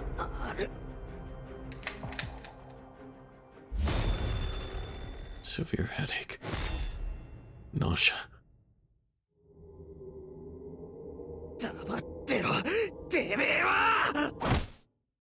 I slam my head against the wall. Look, now isn't the time to be worried about him. I absolutely can't let her lay another finger on Ciel. Look. Oh. Stare so hard that all the blood vessels in your brain risk burning out from the strain. Look! Look! Look! Find the point of death that will end that vampire's life. Oh. I feel like I'm going insane. I can see the death of life. I can see the death of minerals. I can even see the death of emptiness. And yet, there isn't a single cause of death on Etiquette. Oh. Someone once told me that so long as she exists within nature, she is the perfect life form. True ancestors who are extensions of nature itself can draw as much energy as they want from the planet. And so she can't die. She doesn't have a lifespan, she has no limits. But phrased the other way, she's only perfect so long as she exists within nature. Find it. It has to exist. If I can see the death of all things, then it has to be here somewhere. I was going about it all wrong. Etiquette doesn't have any cause of death. However, if I kill the thing that nullifies those causes of death, then she will no longer be a perfect being. There it is. It's pretty far. Under the circumstances with the enemy right in front of me, I can't just sprint off. She'll suspect that I'm up to something. She'd definitely chase me down and kill me. But I can't allow this to go on any longer. I can't just sit back and allow that cycle to continue. No way. Did she pick up on my sudden resolve or something? Or does she have some sort of organ that lets her perceive when something is fated to die? With a suspicious expression on her face, Etiquette looks first at me, and then in the direction of where I'm looking. Oh. Muttering to herself, dumbfounded, she releases her grip on Ciel-senpai. I don't have time to hesitate. I don't even have time to use the stairs like a normal human being. Shut up. You really think I'm gonna stop just because you told me to? I jump out of the window facing onto the schoolyard before Etiquette can even start moving. You gonna make it in time, bro? It's right in the center of the athletics field. It's pretty far. Can I make it in time? Behind me, I hear the sound of her smashing through a wall for whatever reason. That wasted effort gives me confidence that I can make it. Etiquette may be fast, but I'm not exactly running at human speed either. For once, I'm going to outpace her. I reach the conspicuously large point. Etiquette is gunning towards me in a straight line. Before she reaches me, I stab my knife into the incredibly vast point at my feet. At the death of this portion of the very world itself. I hear a bang as it splits. With a single strike, I sever the thread of life. I kill the substrate that underlies everything. I kill all of the nature in this region, the source that supplied Ariku with the planet's force of life. 考えたわね、シキ。 The avatar in white is bearing down on me, her eyes fixed on me and me alone. Oh shit, she has lines! A handful of lines crisscross her body. Even with the blessing of the night, her powers have been brought back down to earth. よし。 I can do this. I can definitely do this. I can kill her like this. But before I even have the chance to get fired up by this newfound possibility... Oh. Oh. Uh-oh. The world before my eyes is tinted red by the blood gushing from my own mouth.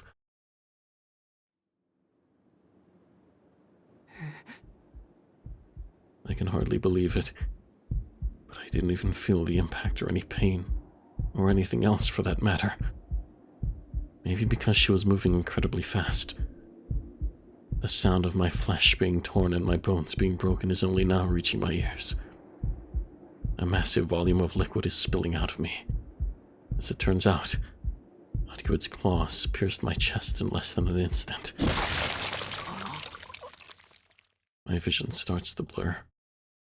Everything around me starts rapidly fading away. Her white arm has passed right through my old scar, and is now sticking out of my chest. This injury would no doubt have killed me on the spot if I were human. Except, I'm not dead yet. The way I am now, I've got enough left in me for one last swing. The pitch-black shadow of death begins to slowly creep up my ankles. As if I care. I choke back the blood spilling from my mouth and use my free hand to plunge my knife into the line on her chest. Was that Ariku's voice just now? I can't hear very well anymore. My head is melting. Am I passing out from the pain of being skewered by Etiquette? Or did I burn out my brain by pushing it to its absolute limits? Either way, it doesn't change the fact that death has put its arms around my shoulders. My consciousness is fading. But before it's gone, I'll sever her line with this knife. I want to settle things with her myself if possible. I understand her pretty well at this point. I only spent a few days with her, but it was enough to realize that even though she's completely devoid of common sense, and says all sorts of things that don't even make sense coming from a vampire, she's still an amazing person in her own right. So having said all that, how do I put this? だじゃねえ。死にづらいにも程があるだろう。疲れたんなら消えろ、吸血鬼。ふざけないで。この程度で私は死なないんだから。Ariku had grasped my head with her hand. But before she can crush it, I drag my knife down through her chest. いいから消えろ。ロアは俺が連れて行く。お前に手間なんかかけさせないで、必ずあの世に連れて行ってやる。だから消えろ。俺はお前とバカな殺し合いなんざやりたくない。今さら何よ。私を拒んだのはあなたの方じゃない。Ariku's grip on my head tightens. I can hear my skull beginning to crack. ドアはここで殺すの。絶対に殺すの。そうでもしなければ帰らないって言ったでしょ。この I get that you're throwing a tantrum, but enough is enough. You know damn well that killing Roa here won't achieve anything. You've known all along. My knife dances through the air. Oh. The blade slices through Ariku's arm without making so much as a sound. It wasn't enough to sever her white arm completely, but it's enough to release me from its grasp. Thank God. It looks like Etiquette is also on her last legs. She takes a faltering step backwards. The fresh blood loss must be taking its toll. The arm she'd stabbed through, my chest comes sliding back out. It doesn't feel like she's near me anymore. Oh. As soon as I confirm she's backed off, I crumple to the ground.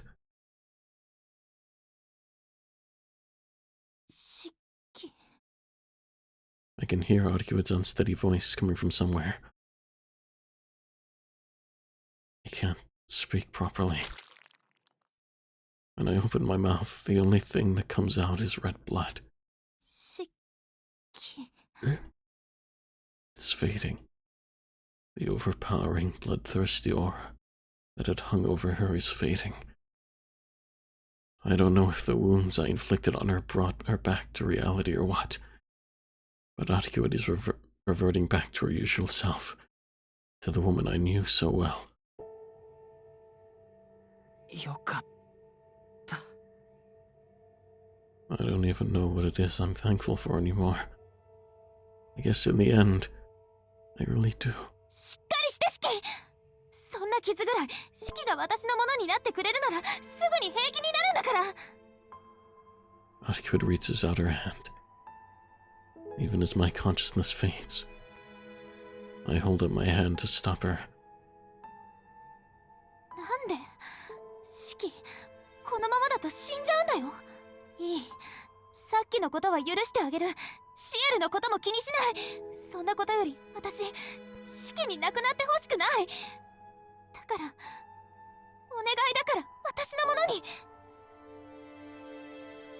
No.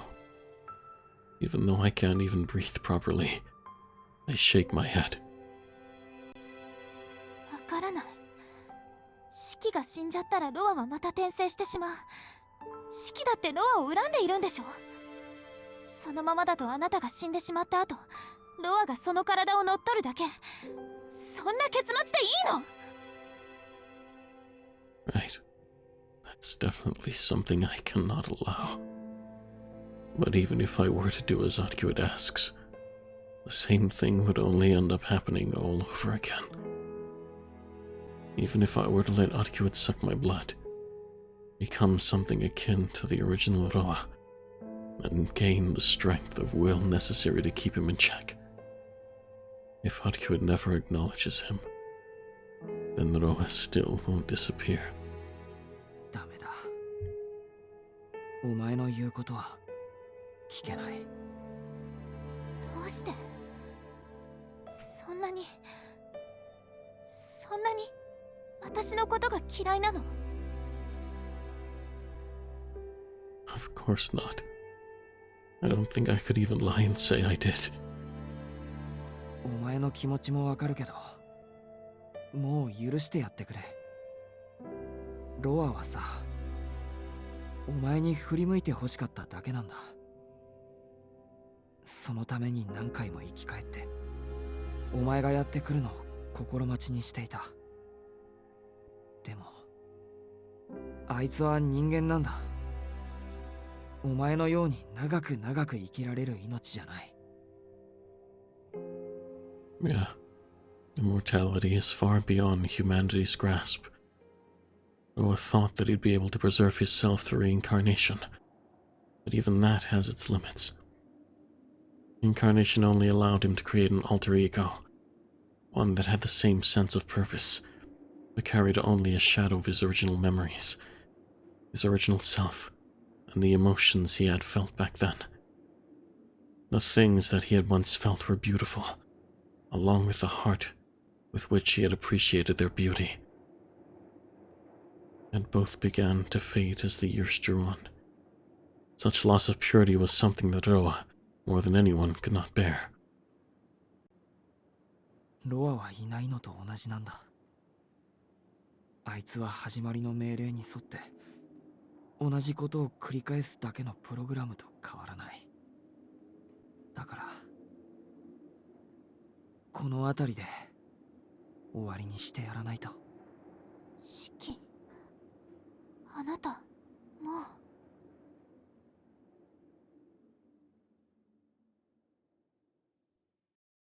Sanity returns to Etiquette's eyes. Their golden irises fade back to red. Her golden hair flutters softly beneath the moon. As I thought, the woman standing there is the Etiquette that I know and love.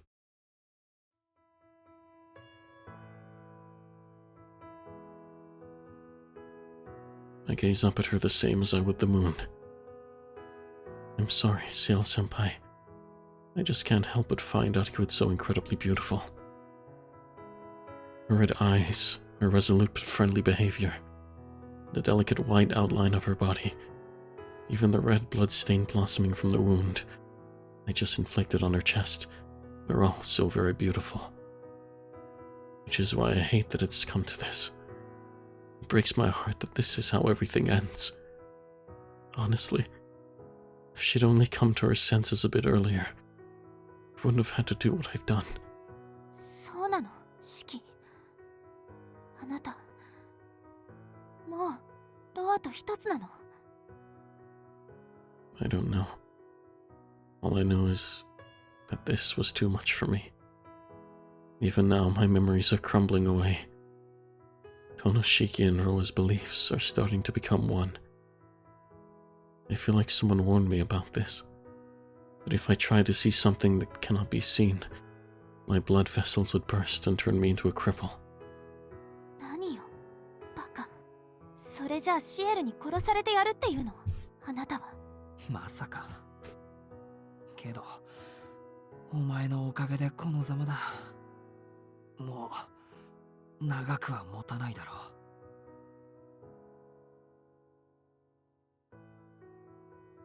Etiquette looks down at her own body, at the knife wound that runs in a perfect vertical line down her chest. 信じられない。今まで私をこんなに傷つけた相手はいなかったわ。I mean, yeah, of course she hasn't. Nobody else would be able to even put a scratch on Etiquette. That's the one thing I can't help feeling a little proud of. 本当に残念。けど、私もそろそろ限界みたい。この傷を治すには故郷に戻って、また長い眠りにつかないと。だろ。なら、さっさと帰っちまえ。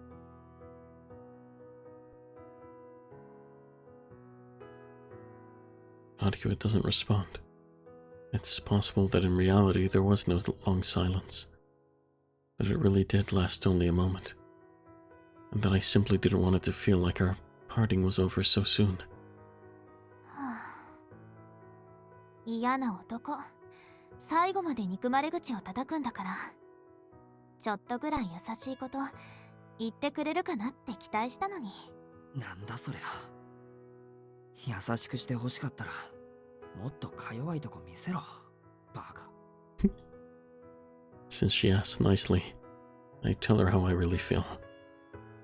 I think back on the other night, when the two of us went gallivanting around the city together. Even if we did spend the whole time arguing with each other, never actually touched. でも、四季のそういうところが好きだったな。Leaving those final words behind, she fades away like mist, a smile still on her face.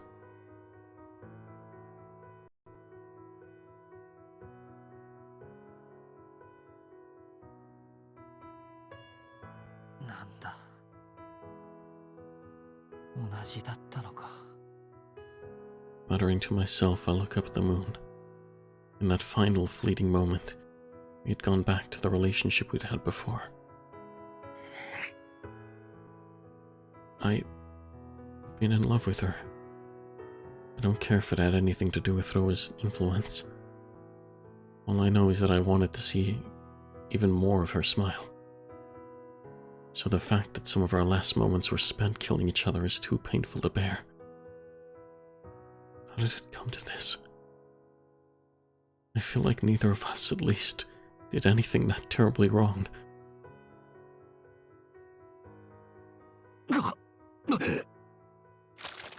My bleeding won't stop. When I try and breathe, coagulated blood gushes out my mouth like a fountain. My consciousness is fading. If only Etiquette had acted a little more ladylike. There's no coming back from having a hole this big ripped through your chest. Or at least, not for someone like me, who's only a half vampire. A tremor runs through my body. It isn't the feeling of my heart beating. It stopped pumping long ago. It's coming from my head. This is probably all because I overworked my brain to drive Etiquette away. I, the entity of Tonoshiki, am being slowly whittled away, while Roas will keep growing stronger. It won't be long before my body stops moving. If I die when it does, then it'll belong to Roa. Even if this wound is fatal for me, I'm sure that a vampire like him would have no trouble reviving from it. In which case, I'd end up repeating the same mistake Senpai once did.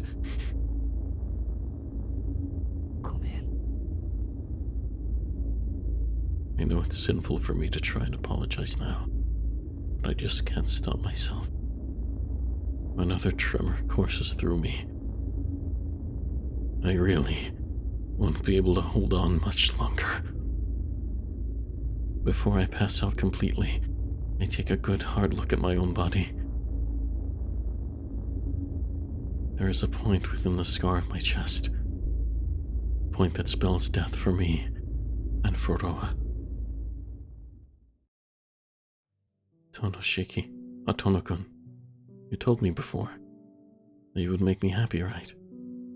So please, I'm begging you, don't get yourself killed in a place like this.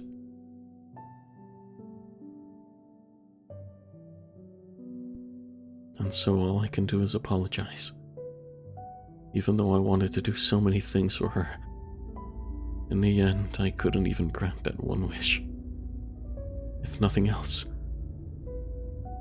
I've got to at least set her free from the ties that so burden her.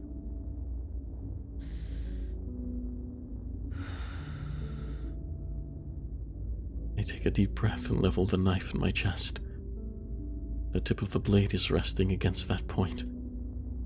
All that's left is to give it a push.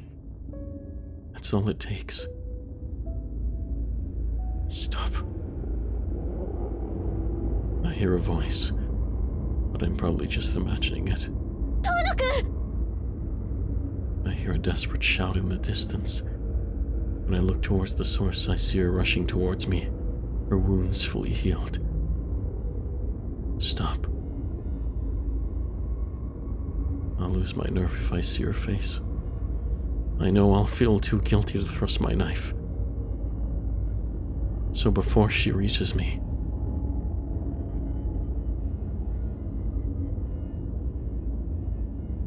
I give the knife in my hand a gentle push. It doesn't make a sound.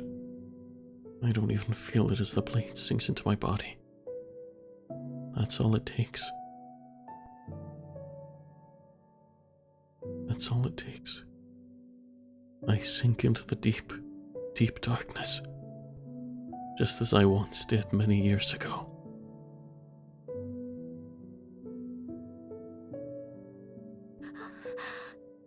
Tono-kun!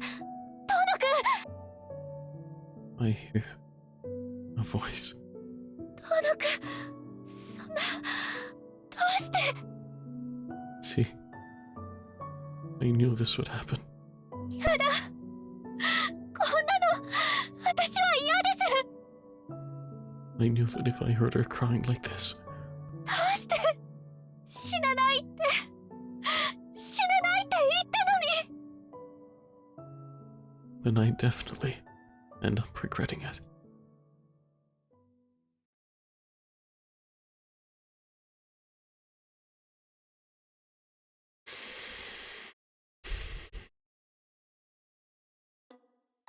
It's so sad. Man. Day 15, Rainbow in the Night.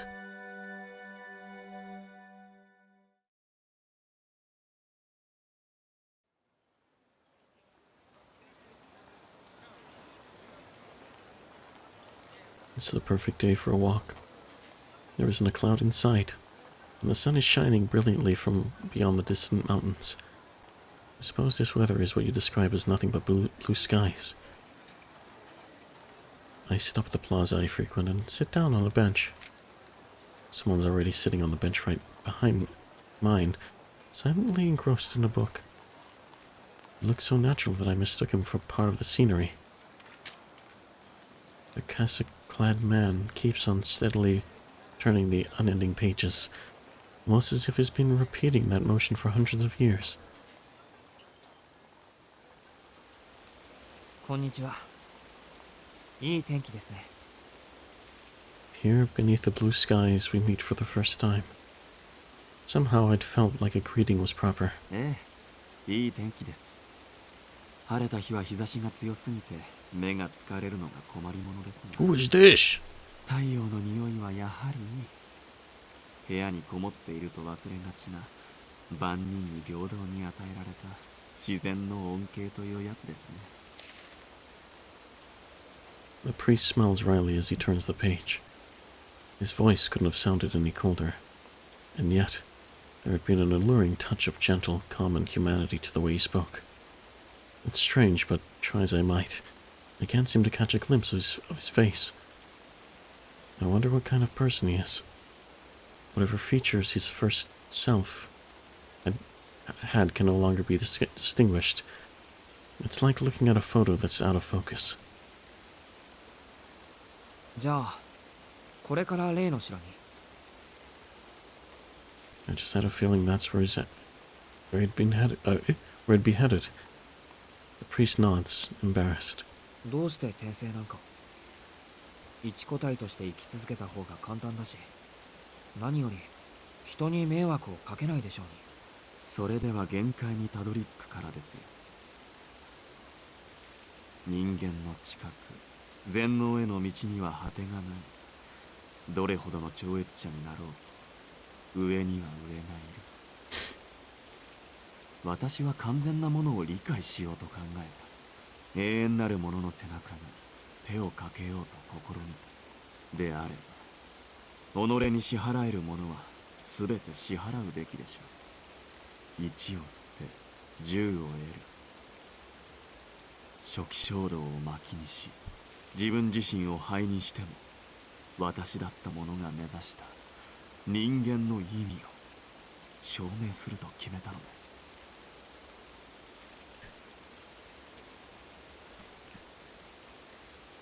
What exactly he means by humanity's meaning is not something I can grasp. But I do know that isn't as grand as it sounds. What will the end point of our world, our future and the frontier of humanity look like? As the result of him latching on to that sense of longing that everyone feels in their youth, but later forgets.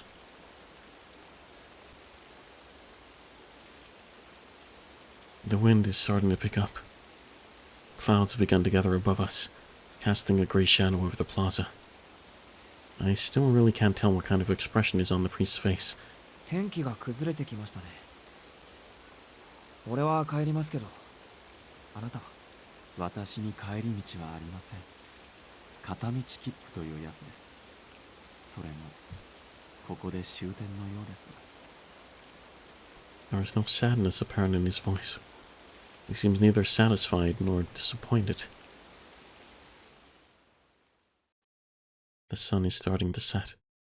Dusk is around the corner. I stand up from the bench and start to make my way home. I don't feel like looking back, nor do I have any need to. ですが一つ、言葉を残しましょう。夜に虹がかかることはない。確かにその通りです。本来、それはありえないことですからね。ですが、ありえないこととは、まだ誰も成し遂げていない、ということでもある。もし君が未踏の航路に旅立つのなら、忘れないことです。この世界に起こり得ないことはありません。あなたの人生において、己のすべてを支払う好機に出会えるのなら、どんな闇の中であろうと、虹をかけるくらいはできるでしょう。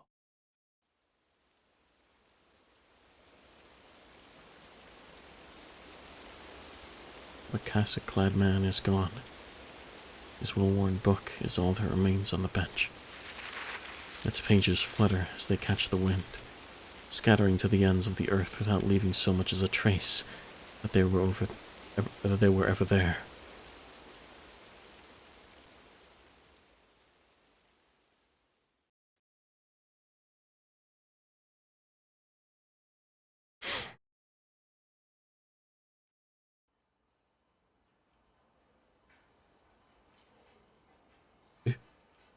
When I wake up, I'm greeted by the familiar scent of a hospital room.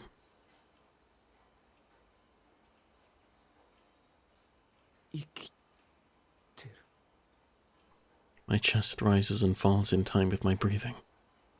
A refreshing breeze is blowing through the open window. Yellow curtains are fluttering in the wind. The sky outside is a captivating and brilliant blue, and it's as warm as a balmy day in early spring.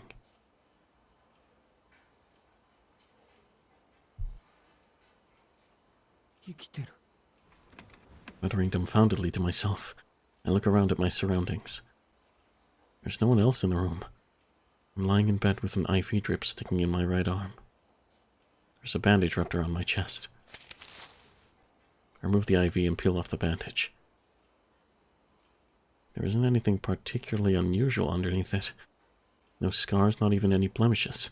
Just my normal chest. I tilt my head slightly in confusion. Is my chest really wounded so badly that it needed bandaging?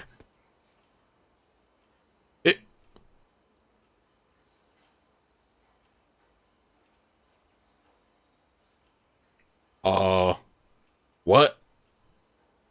Huh? On the other side of the half-open door, an unfamiliar child is peering into my room from the otherwise empty corridor.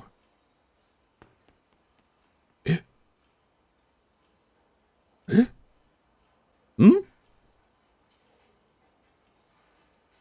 What was all that about, I wonder?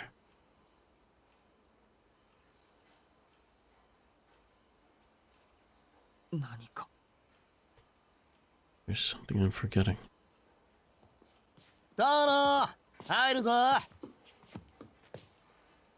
Reiko shows up in the same doorway where the child had stood.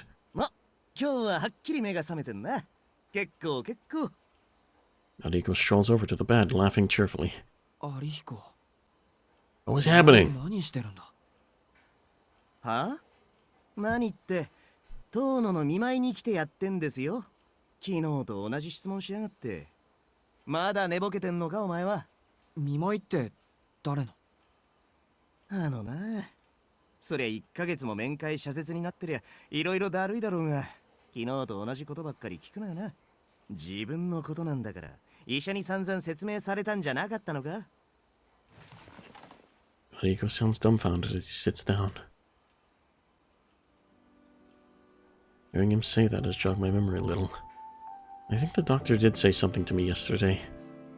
Congratulations on your recovery, however your body's still weak, so try and take things slow. Or something along those lines. At any rate, my memory is still a little patchy, probably due to the anesthetics. おーい、いい加減起きやがれ。寝ぼけるのもここまでですよ。お前さん、ここんとこずっと入院してたんだっつーの。ああ、まあそれはなんとなくわかるけど。I can't really remember why. I'm pretty sure I...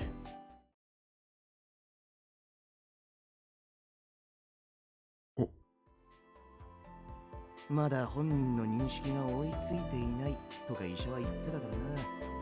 まあしゃあね。医者にあれこれ説明されるより俺が教えてやった方がフレンドリーってもんだろ。Ariko nods firmly and folds his arms, then looks me dead in the eyes. もう1ヶ月近く前の話。お前、学校のグラウンドで倒れてたんだってよ。グラウンド？ It's strange. What he's saying does kind of ring a bell, but also not really. 3年の先輩が朝一番で見つけたらしいぜ。夜明け前だったそうだから、遠野は夜のうちに倒れたんじゃないかって言われてるけど、どうなんだ？いや、どうなんだって言われても。そもそもグラウンドに寄りつく理由ないぞ、俺。Also, who the fuck was the kid in the doorway that looked like Shiki? What? Huh? そりゃ部活もやってねえしね。つうか夜にグラウンドでやることなんてロック活動以外ないしな。遠野くんったら屋敷の生活でストレス溜まっちゃってたんじゃないの？ Ariku guffaws at his own joke. 真相はなんであれ、遠野が倒れていたわけだ。いつもの貧血ってことで保健室に運ばれたんだが、俺が一向に目を覚まさない。仕方ないんで遠野ん家に連絡して、そのまま病院に担ぎ込まれたんだよ。それから1ヶ月近く、お前さんは昏睡状態だったんだぜ。1ヶ月も昏睡状態って、それって普通。いや、医者の方もサジを投げてたらしい。昏睡が1週間続けば立派な植物人間だからな。俺も昨日お前が目を覚まして、よ、アリヒコ、腹減ったから飯なんてほざいた時は心臓止まるかと思った。心筋梗塞のバトンタッチかっつうの。Ariko laughs. It's hard to tell whether he's joking or not. ま、遠野はいつくたばってもおかしくないやつだったからな。俺は半ば悟りの心境でずっとおぬむだろうと思ってた分、余計にびっくりしたのだ。お前な、人がそんな状態だったっていうのに随分なことを言ってくれるじゃないか。いいじゃん、ちゃんと回復したんだから。だいたいお前が光合成してた時はすごかったんだぞ。回復する見込みもないのにアキハちゃんは毎日見舞いに来て、同じく先輩も毎日来るもんだからもう居づらいのなんのって。薬局で胃腸薬買ってくるの日課になったからね、俺。Ariko makes a point of showing me his loyalty card from a major drugstore. Sure enough, he has 30 days worth of points saved up. Wait, hold on a minute. 待て、アリヒコ。その、アキハちゃんって。Does this idiot have a death wish? アキハちゃんはアキハちゃんだ。遠野の妹さんで、ここで顔を合わすために俺たちは親密な関係になったりならなかったり。そうか。あいつ見舞いに来てたのか。そして、親密な関係にはならなかった。ねえ、なんでそういうことだけ明確にわかるの？ Something's wrong with me. I didn't remember Akiha at all until Ariko mentioned her. It's like everything outside this hospital room had just ceased to exist. I can remember stuff if prompted, so I guess it's fine. But I still feel weird. Like my head is full of cotton. しかし、それは本当ご苦労様だったな、アリヒコ。アキハのやつ、割ときついだろ。時々厳しいことを言ってくるだろうけど、多めに見てやってくれ。割と時々すごいなと。俺は今ほどお前を大物だと思ったことはないぞ。Ariko folds his arms and laughs in such a way that I can't tell if he's actually happy or just locked in a rictus grin. Ariko's the same as always. Honestly, I still have no idea what happened, but his boundless positivity has at least helped me to relax a little. I'll lay back on my bed and take a deep breath. おっと、そろそろ診察の時間か。それじゃまたね。先輩も連れてこようとしたんだけど、学校で会うからいいって来なかったんだよ。先輩。今まで毎日来てたんだぜ。なのにお前と来たら、昨日来てすぐ先輩に抱きついちまってさ。先輩、もう病院には行きませんってへそ曲げちまったんだよ。先輩怒ってたからな。言い訳ぐらい考えとけよ。After saying that, Ariko leaves the hospital room. 先輩 I can't really remember her all that well. When I hear the name Senpai, there's only one person that comes to mind. I know her name, her looks, and probably the kind of person she is as well. And yet, for some reason, I get the sense that I shouldn't think about her too deeply. I feel lightheaded. It's probably because there's a whole month I have no memory of, combined with me not having moved at all during that time. I feel like there's something missing, somehow. It's almost like there's something that I shouldn't notice. Something that I have to be careful not to remember accidentally. On top of that, I feel like something's indescribably sad has happened.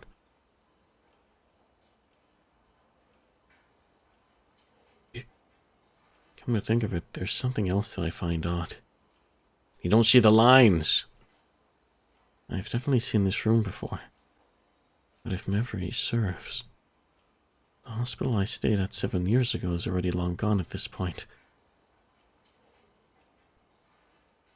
Eh?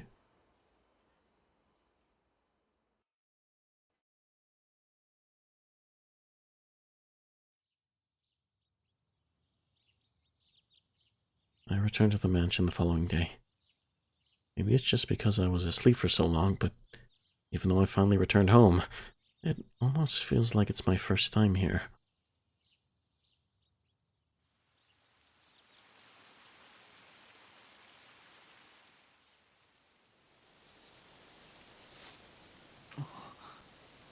As I wander through the forest behind the mansion, I stumble across something unfamiliar. What do you know? Would have thought there'd be such a traditionally Japanese building in the middle of the forest. I hear something rustling behind me, and I spin around to face the source. I find an unfamiliar boy in a kimono just kind of standing there. I wonder if he's lost. It feels like he's not from this world, almost as if he's a ghost or something. But his chest, the scar I can see on his bare chest is shockingly... 四季さん、何をしていらっしゃるんです？琥珀さん。 Even though this person is clearly Kohaku-san, a different name popped in my head, causing me some momentary confusion. はい、四季さんをお迎えに上がりました。玄関で待っていたんですけど、四季さんたら森の方に歩いて行ってしまうんですもの。私、なんか驚いちゃいました。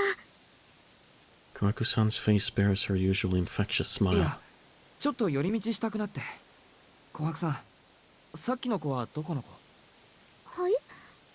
子供って何のことですか？ It seems like she didn't catch sight of him. いや、見なかったならいいんだ。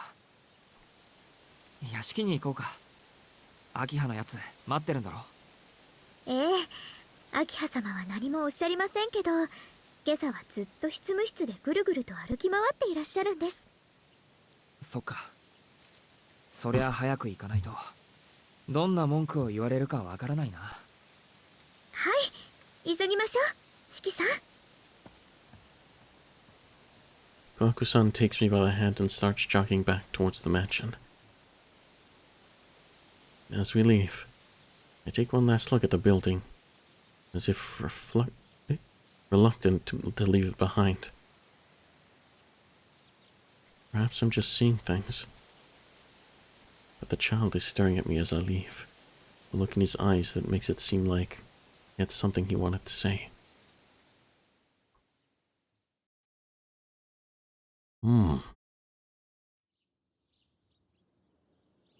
Like an airplane landing safely on the runway, Moshiki returns to his ordinary life.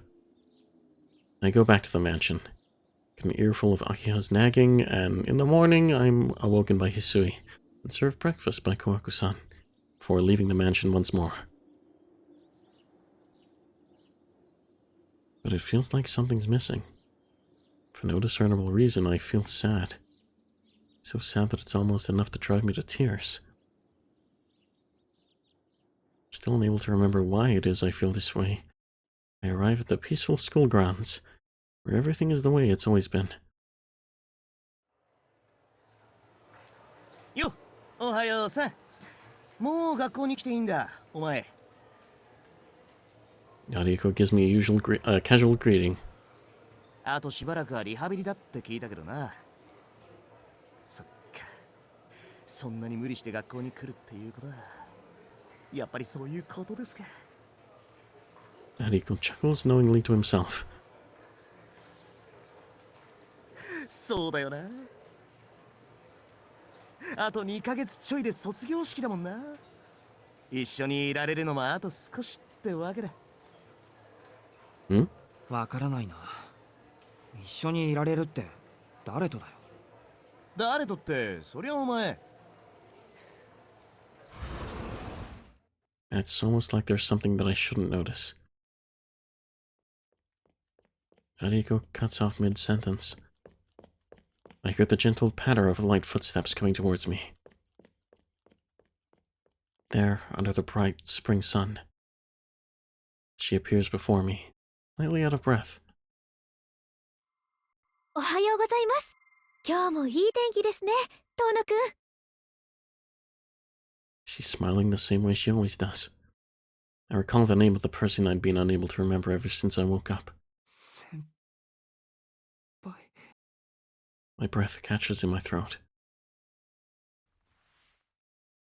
I wipe away the tears welling up in my eyes as inconspicuously as I can. How come I'm feeling like this? I really don't understand what the reason could be. All I know is that seeing her smile made me terribly sad. 遠野くん、おはようございますですよ。おはよう先輩。 I clumsily fumble my way through a greeting. Senpai tilts her head to the side, seeming vaguely concerned. もうせっかく退院できたのに元気がないです。私元通りになった遠野くんに会えると聞いて楽しみにしてたのに。楽しみにしてた。 For some reason I just can't remember. There's something I'm forgetting. I feel like I've shared something incredibly important with this person, but I can't recall what it is. What I do remember is that this person is a third-year student who gets along with Ariko and me enough that we often eat lunch together, but that's about it. Yeah, I really can't remember anything outside of that. Whatever else had happened must have been so sad or painful that I got rid of the memory entirely. もう遠野くんったら約束を忘れたんですか？ Senpai stares at me, a displeased look on her face. A promise. A promise. A promise dear to me. ほら、今度3人で遊びに行こうって言ってくれたじゃないですか。遠野くんはその前日に倒れて病院に運ばれちゃいましたけど。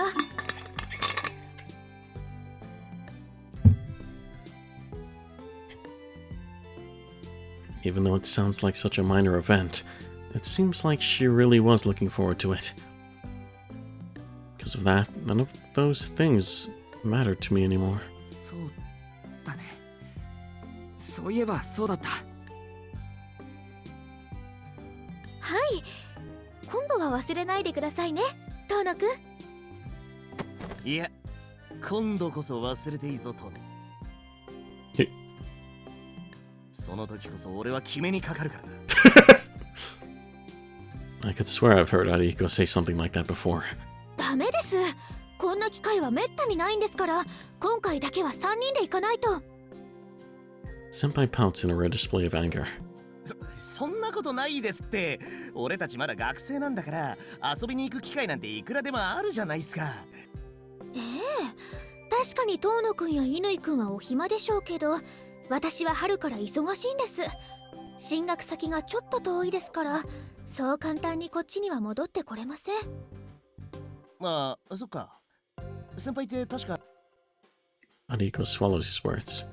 I don't understand what Senpai's trying to say. はい、卒業したら海外に留学するんです。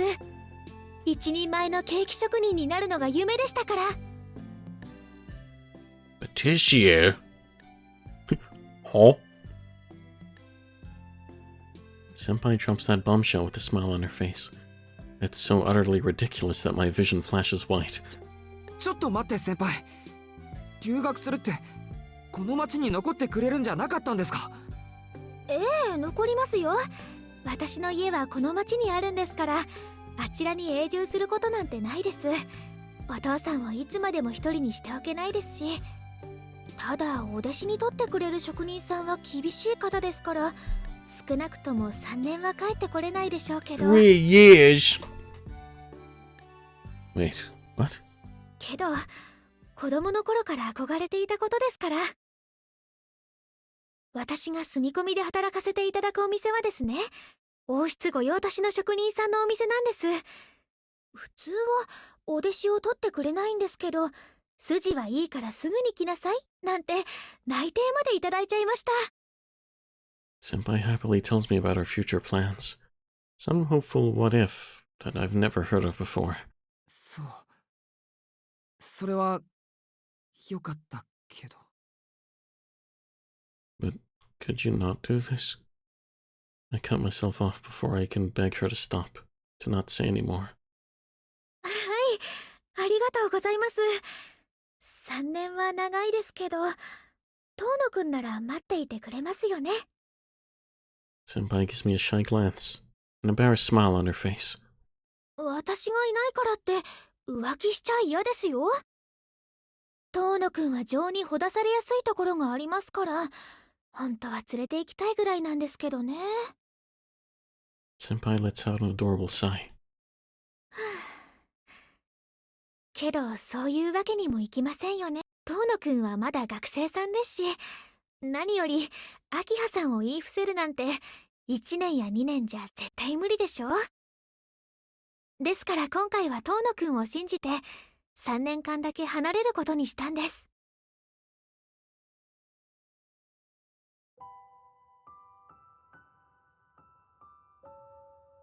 Right. Senpai believed in me. She believed that I'd be able to keep on going. And because of that, そういうわけですので、3人で遊びに行けるのは今回が最後かもしれないんです。ですから今度こそちゃんとした思い出を作らせてください。Senpai seems truly happy as she says that. The center of my chest squirms like it's about to burst. 遠野くん？どうしました？胸なんか押さえちゃって。もう傷なんてどこにもないのに。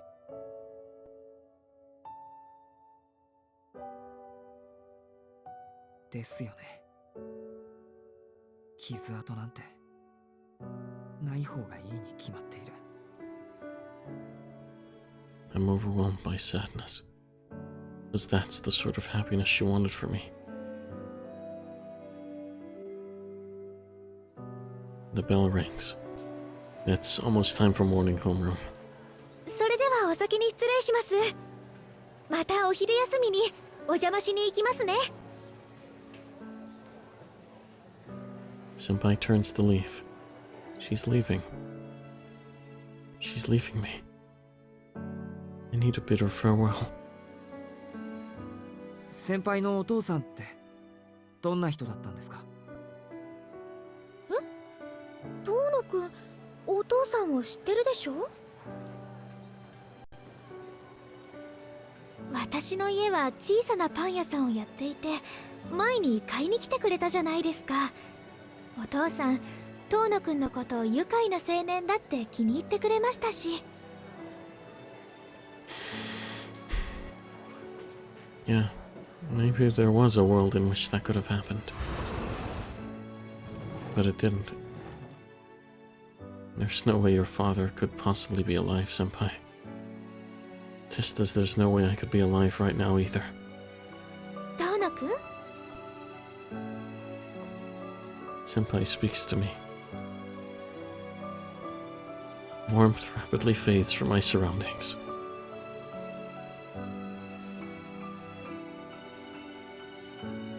気づいちゃったんですか、遠野くん。Yeah, we've noticed. There's a hint of sadness in her voice. ああ、気がついた。My eyes fill with tears at my own words. I shouldn't have noticed.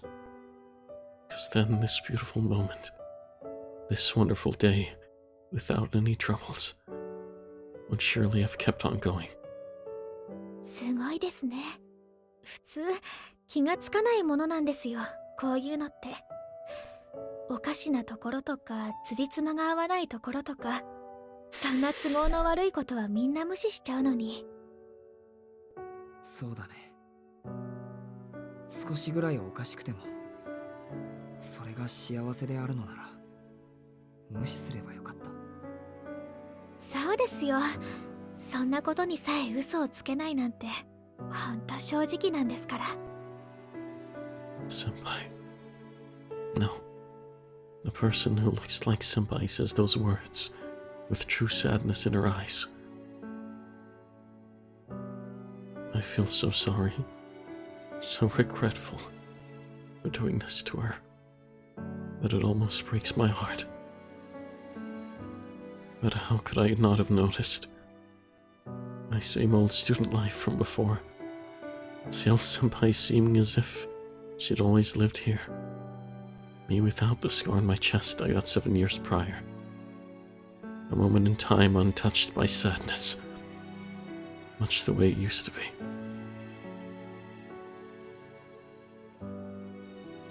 Such happiness was too much for me to handle. And so, I realized this was all a dream. 遠野くんはいつもそうですよね。些細なことは見逃してくれるくせに、本当に見逃してほしいことだけは気がついてしまう。それが遠野くんのいいところなのかもしれません。でも今回ぐらいは見逃してくれてもよかったのに。 There's no actual bitterness to her words. How could there be? And she says them with such a warm smile on her face. もうちょっと見ていたかったけど、ここでおしまいですね。あ、消えるのはこちらだけなので心配はいりませんよ。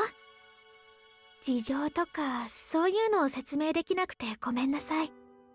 だってそうすると遠野くんを泣かしてしまいそうなので。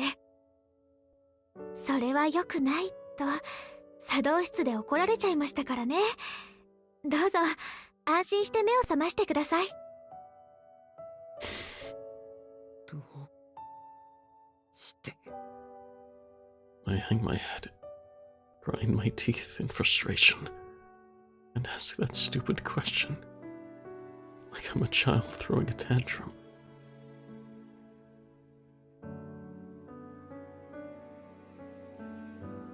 Senpai gazes at me calmly, as though she knew she might have to explain anyway.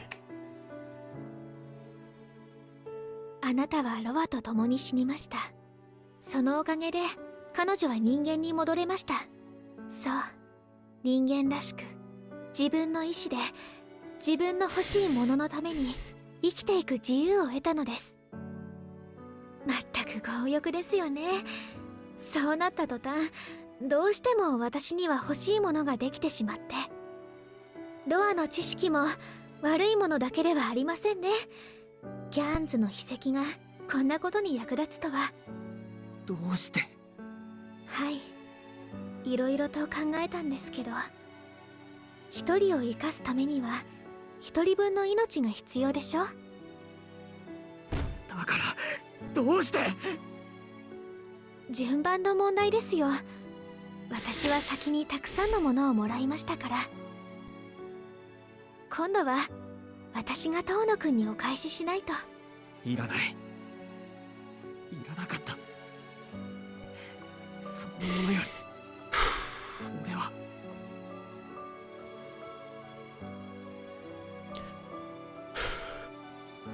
Fuck.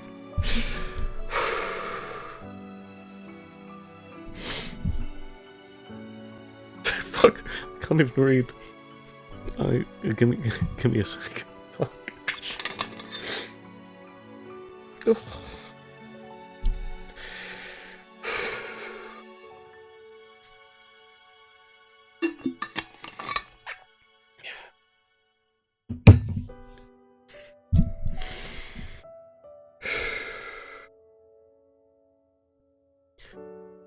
What I actually wanted was what she showed me a moment ago.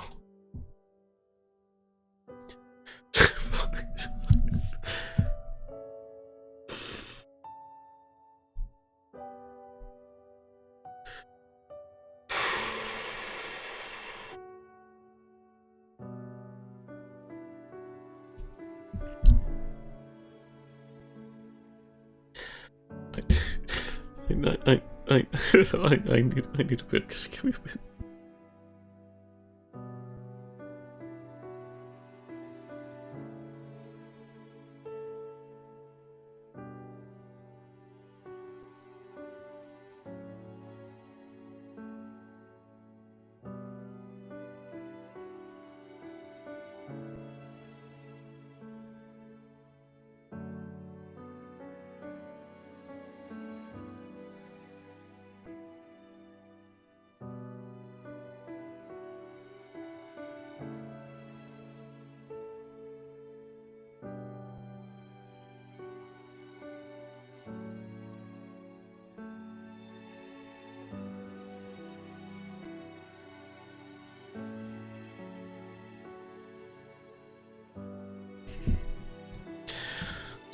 Sorry, I do get very emotional about things.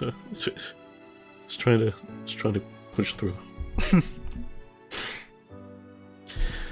To live each unremarkable day as it comes, and to have someone share a smile with.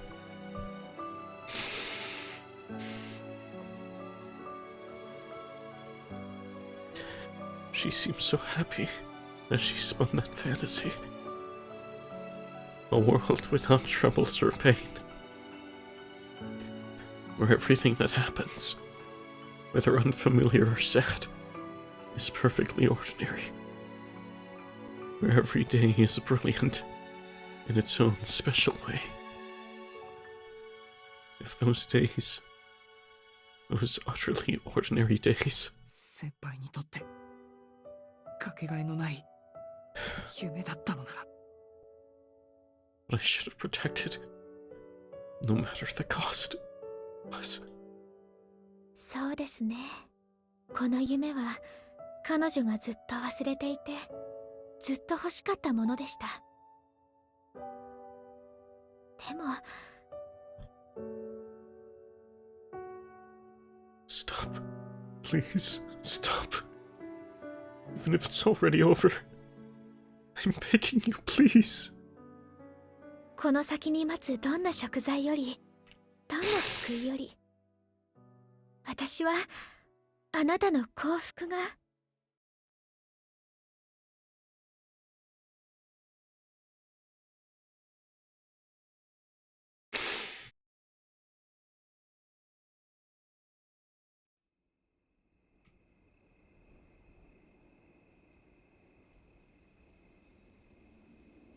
My awakening feels like a punishment. Time begins to flow once more. I'm laying down on the ground, looking up. My head has been propped up on somebody's lap. The moon hasn't moved very far. Seems like I wasn't asleep for long. With Ro's death, my body has returned to its original state, that of a human. Not a vampire. The hole in my chest is closed. Tonoshiki's body is in perfect health. And so, needless to say, now that I am human again, I cannot return from the dead. So the fact that I have means that someone has paid the ultimate price.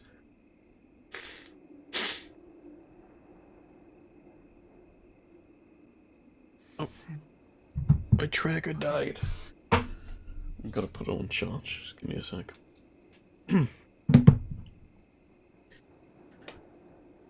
I call out to the woman in front of me, still frozen in her gentle, caring posture. I trace the path her tears took down her cheeks with my finger. I feel no breath, no movement, no response. Her face locked in a quiet, peaceful, and eternal repose.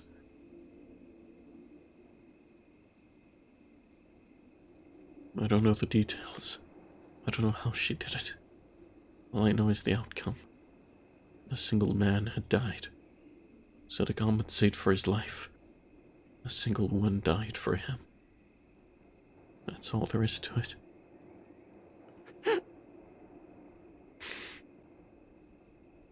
It isn't gratitude that fills my heart. the simple feeling of being alive. What spills from my eyes and throat is nothing more than the wailing of a child. I begged her to stop. I begged her to stop, to not leave me behind, and yet she made the decision to sacrifice her own future.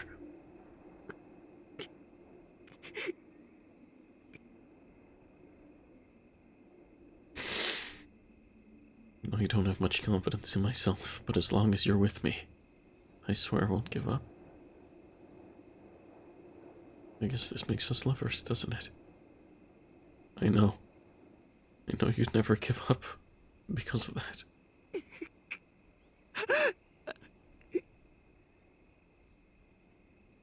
Allow me to say one thing as your upperclassman, however. You see, I love you 10 times, no 100 times more than you love me. So be prepared, okay?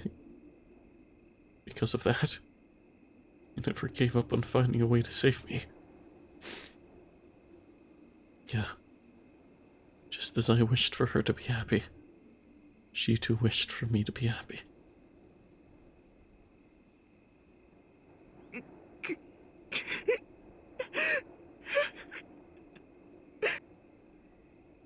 My heart-rending feelings of pain and regret come spilling out.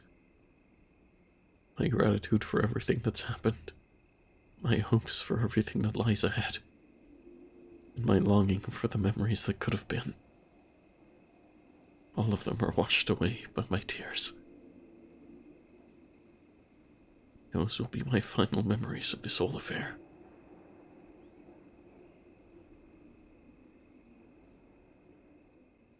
I turn my eyes away from my beloved, who will never again return. I continue gazing up at the night sky until the moon is out of sight, and the stars have faded away.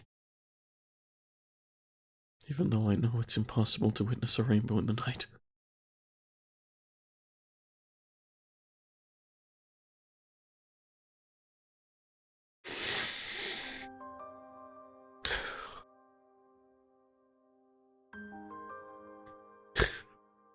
That was fucking depressing. Fuck. Oh, man.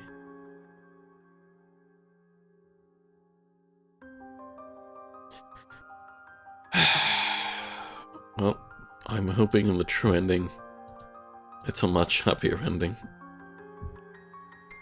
Hopefully it is. We'll see. I don't know. Like, even... Etiquette's ending was bittersweet, but not like as sad as this, I think. It was like, oh, okay, you go back to your place, we won't see each other again. It's sad, but there's at least some slight hope there. This one's just very sad. Oh, man. Yeah, I apologize for crying downstream. I just get very emotional, and that was a lot. But it's fine. Next ending should be happier, hopefully. We'll see. We'll see how we go. But yeah, we won't do that one this time. We are set up for it to continue from the point that we have the choice at the Etiquette split. So we'll continue from there next time we stream this. But I might do it next Friday? Because it's going to be quite a while. It's quite long, I believe. Like about 5 to 6 hours. So I need to set out some time to actually push through it. Because it is a lot. I'm not sure how much they're adding and why it's so much longer than this one, but I guess we'll find out when we get to it. But yeah, I really enjoyed that. That was good. Very sad, but it was good. I guess there's probably more. There's only after credit stuff, right? Yeah. Here we go.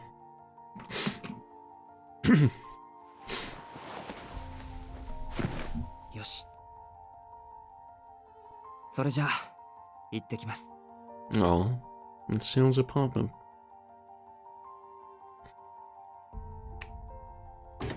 It's the beginning of spring. After spending my final night in this country, I say farewell to Senpai's room.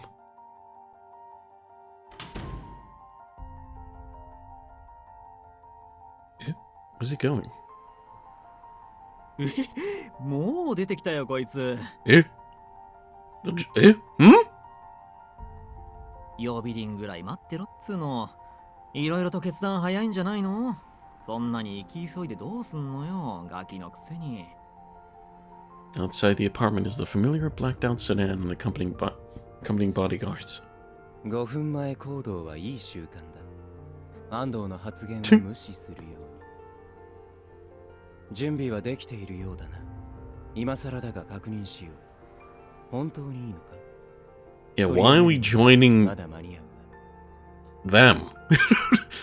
Huh? なんだよその気遣い。ほんと今更ですよカリウス君。こいつがおじけづく玉かっつーの。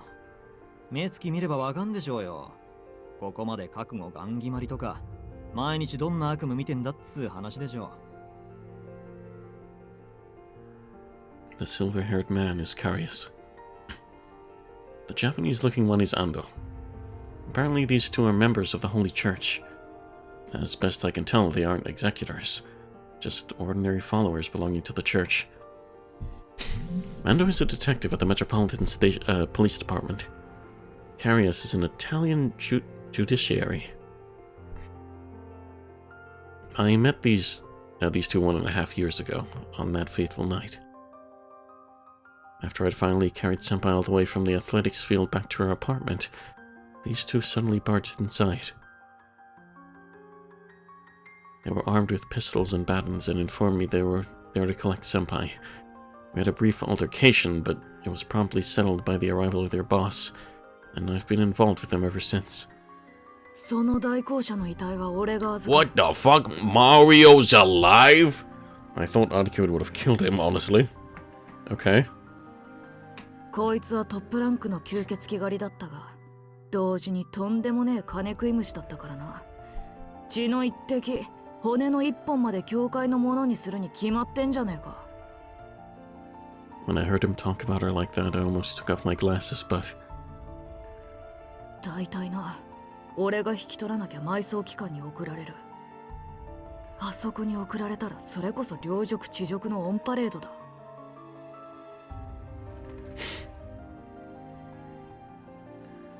腐らないよう安らかに眠れるよう金かけて保存してやる分だけ俺の方がマシって話だよ。 I could sense a genuine respect for her in their boss's words. I didn't think he could be trusted or anything. I just didn't have any other straws I could grasp at, so I entrusted all my hopes with him. 王朝に行きたいだ。なんだそりゃ。てめえまだロアのクソ意識が残ってんのか。 I don't care about the church itself in the slightest. I just have the feeling that if I want to get my hands on a method to grant my one true wish, I'm going to have to work for the church.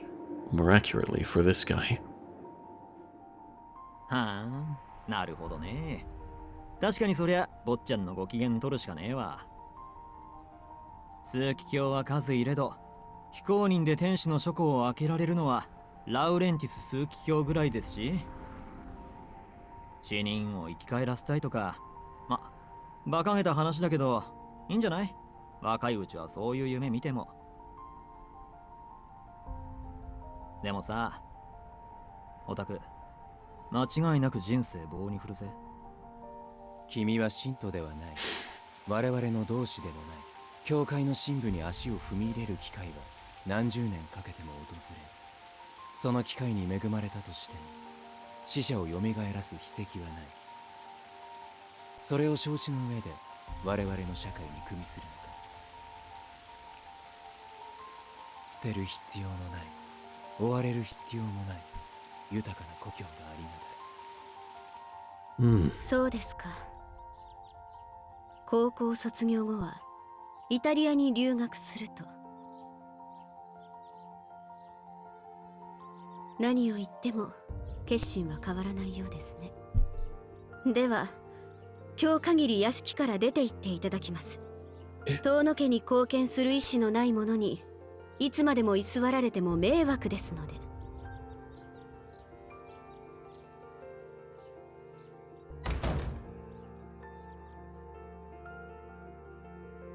そうなんだ。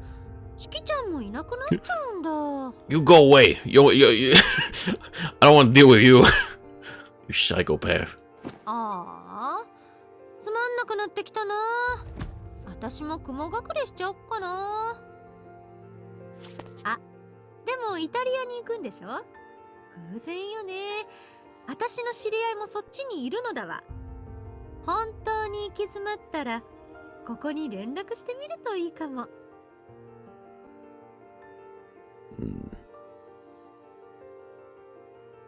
しきちゃんみたいな悩める青少年が大好物っていう博愛主義のモンスターみたいなおばさんがいたりいなかったりするから。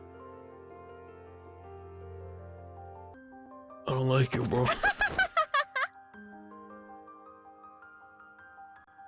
高校はまっとうに卒業する？なんでそんなぬるい。ああ、いや、そうだな。それがあいつの望みだった。そりゃ連れとしてきっちり味わっておかねえと。それいいぜ、2年待ってやる。その間は安藤とカリウスに訓練つけてもらえ。日本語だけじゃ話にならねえからな。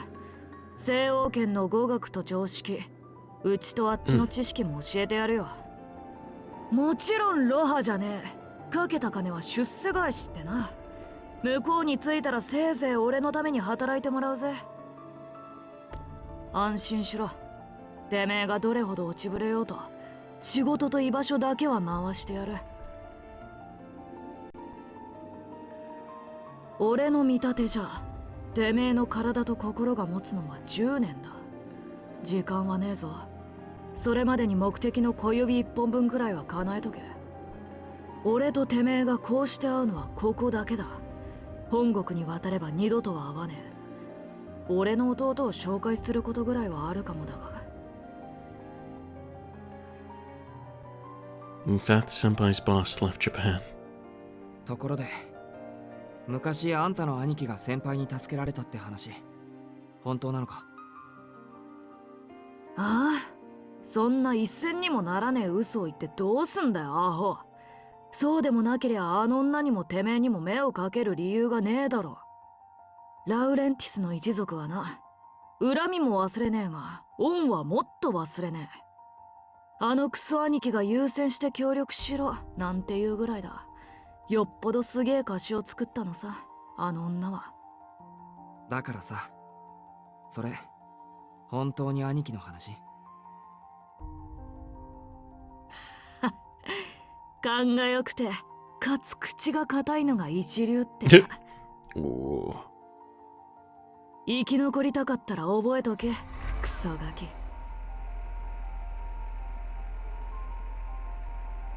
んじゃあ車回すぞ。荷物はトランクでよろしく。Ando starts the engine of the luxury car. I do as he says and stow my luggage in the trunk at the back.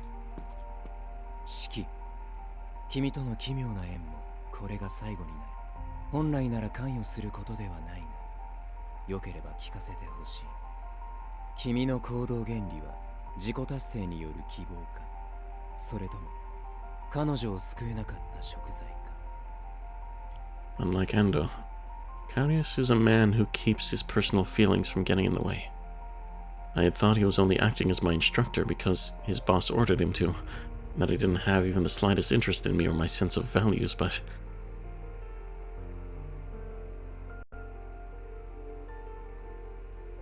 I guess you shouldn't judge a book by its cover. He's actually a scrupulous man, who approaches everything with diligence and sincerity. Someone like that spent a whole year in the company of another person. Of course he'd start to take interest and feel a sense of kinship as a result. Jeez, I really am immature. I'm still relying on the people around me even now. 贖罪じゃないですよ。やけになってるわけでも死にたいわけでもありません。俺は一度すごい間違いをしてしまった。その間違いを正すことはできません。カリウスさんの言っていた通り、人間を生き返らすことはできない。ではなぜ得るものはないと理解していながら、かつて彼女がいた地獄に踏み入ろうとしている。それは罪滅ぼしではないのか。 When he puts it like that, there's not much room for me to argue. 1.5 years ago, I selfishly decided to take my own life. I killed myself along with Roa. If I could just make Roa disappear, then Senpai would be free. She'd be able to dream like a normal human being again. I foolishly thought that if this conceited plan of mine was for the best. But I was wrong. No matter how low I would have had to sink, no matter how terrible of a human being I would have had to become, I should have stayed by her side, accepted her help, and continued to live on. As such, if I've already made one mistake that cannot be undone, then I will not do so again. I will live out my own life, just as Senpai had wished for. I'll live a life that I deem to be correct. 俺は本来ロアに取り憑かれた時点で死ぬ人間でした。そんな俺に先輩は多くのものをくれたんです。 That's right. I won't throw away this kindness or this happiness. I'll hold on to it tight and do the absolute best that I can, so that I may achieve the sort of miracle that I could only have dreamed of in my previous life. If something is impossible, that just means it has yet to be accomplished.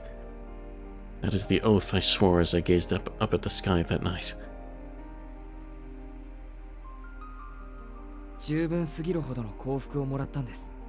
だからどんな手を尽くしても必ずこの命を彼女に返す。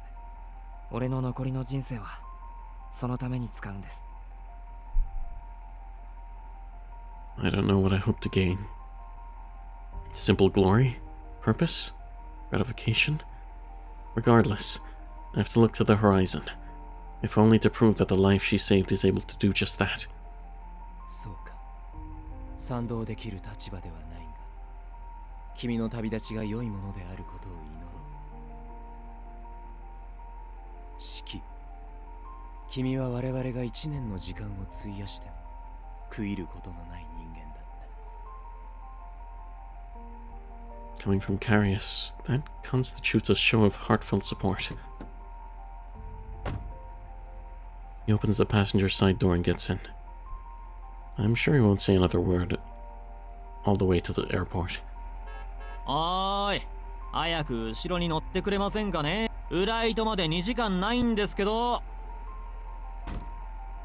At Ando's urging, I open the rear door of the car and get inside. Surprised at how comfortable the back seat of the luxury car is, I allow myself a wry smile. I realize that no matter how many outrageous decisions I make, my own sensibilities will not change.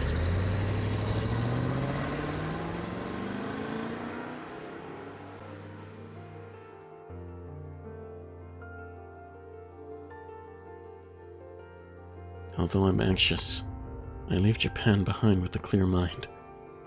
I watch the Soya skyline as it passes by. I only spent a few fleeting days with her, but I spent them here in this city.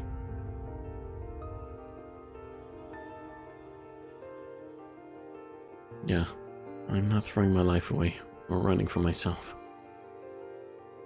I don't know where the road ahead will lead me, but I have a feeling that someday I'll definitely return to this city.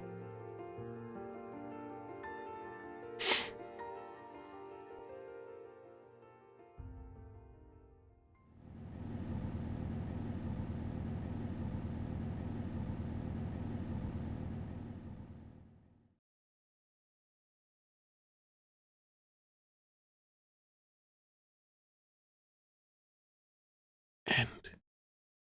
See how normal ending. Wow. Okay. Interesting way to end it normally. Have him join the Holy Church. Teach me, Xiao-sensei. Yes.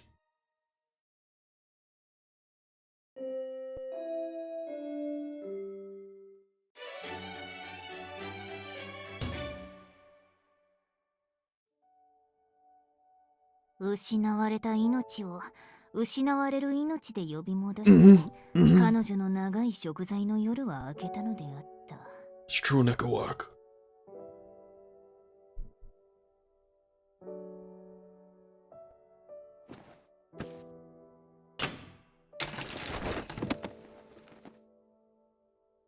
にゃんってね。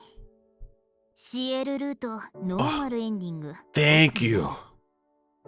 悲しいけど教えてシエル先生はこれで最終回。だって本人もういにゃいんだもん。しょうがないじゃん。 It's true. どんなに待っても夜に虹は出ないんだよ。ああ、いや、現実には稀に見えるけど。Yeah. 太陽光は青色とか赤色とか、それぞれ波長の違う光を含んでいるんだけど、それをプリズムで通してみると屈折率の違いから分散して見えるわけ。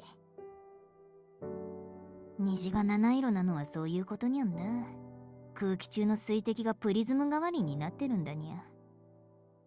この現象は日光だけでなく月光でも起きることがあってさ、これをムーンボウって言うんだ。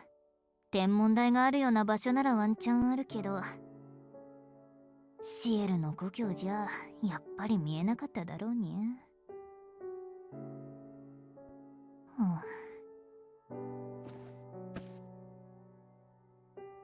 一人で話してるのもにゃんだがね。やっぱここでお開きにすっか。まあピンで続けてもいいんだけど、やっぱ一人だとつまんないし。Yeah.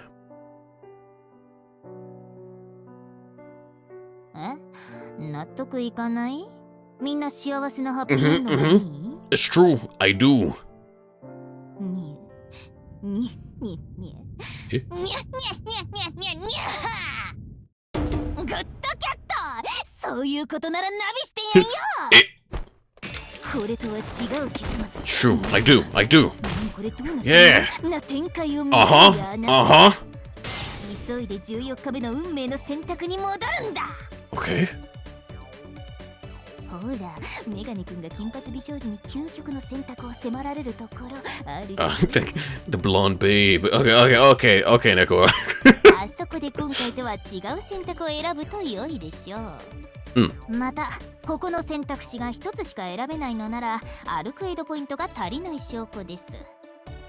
細かいところはちょこちょこあるけど、8日目の夜に素直な気持ちを口にする。9日目の夜に面白い選択をする。この2つを押さえておけば OK と言っても過言ではにゃい。 I've already done that, so we're good. 前人未到の新ルート。ここまで寝不足なら一旦眠っておき。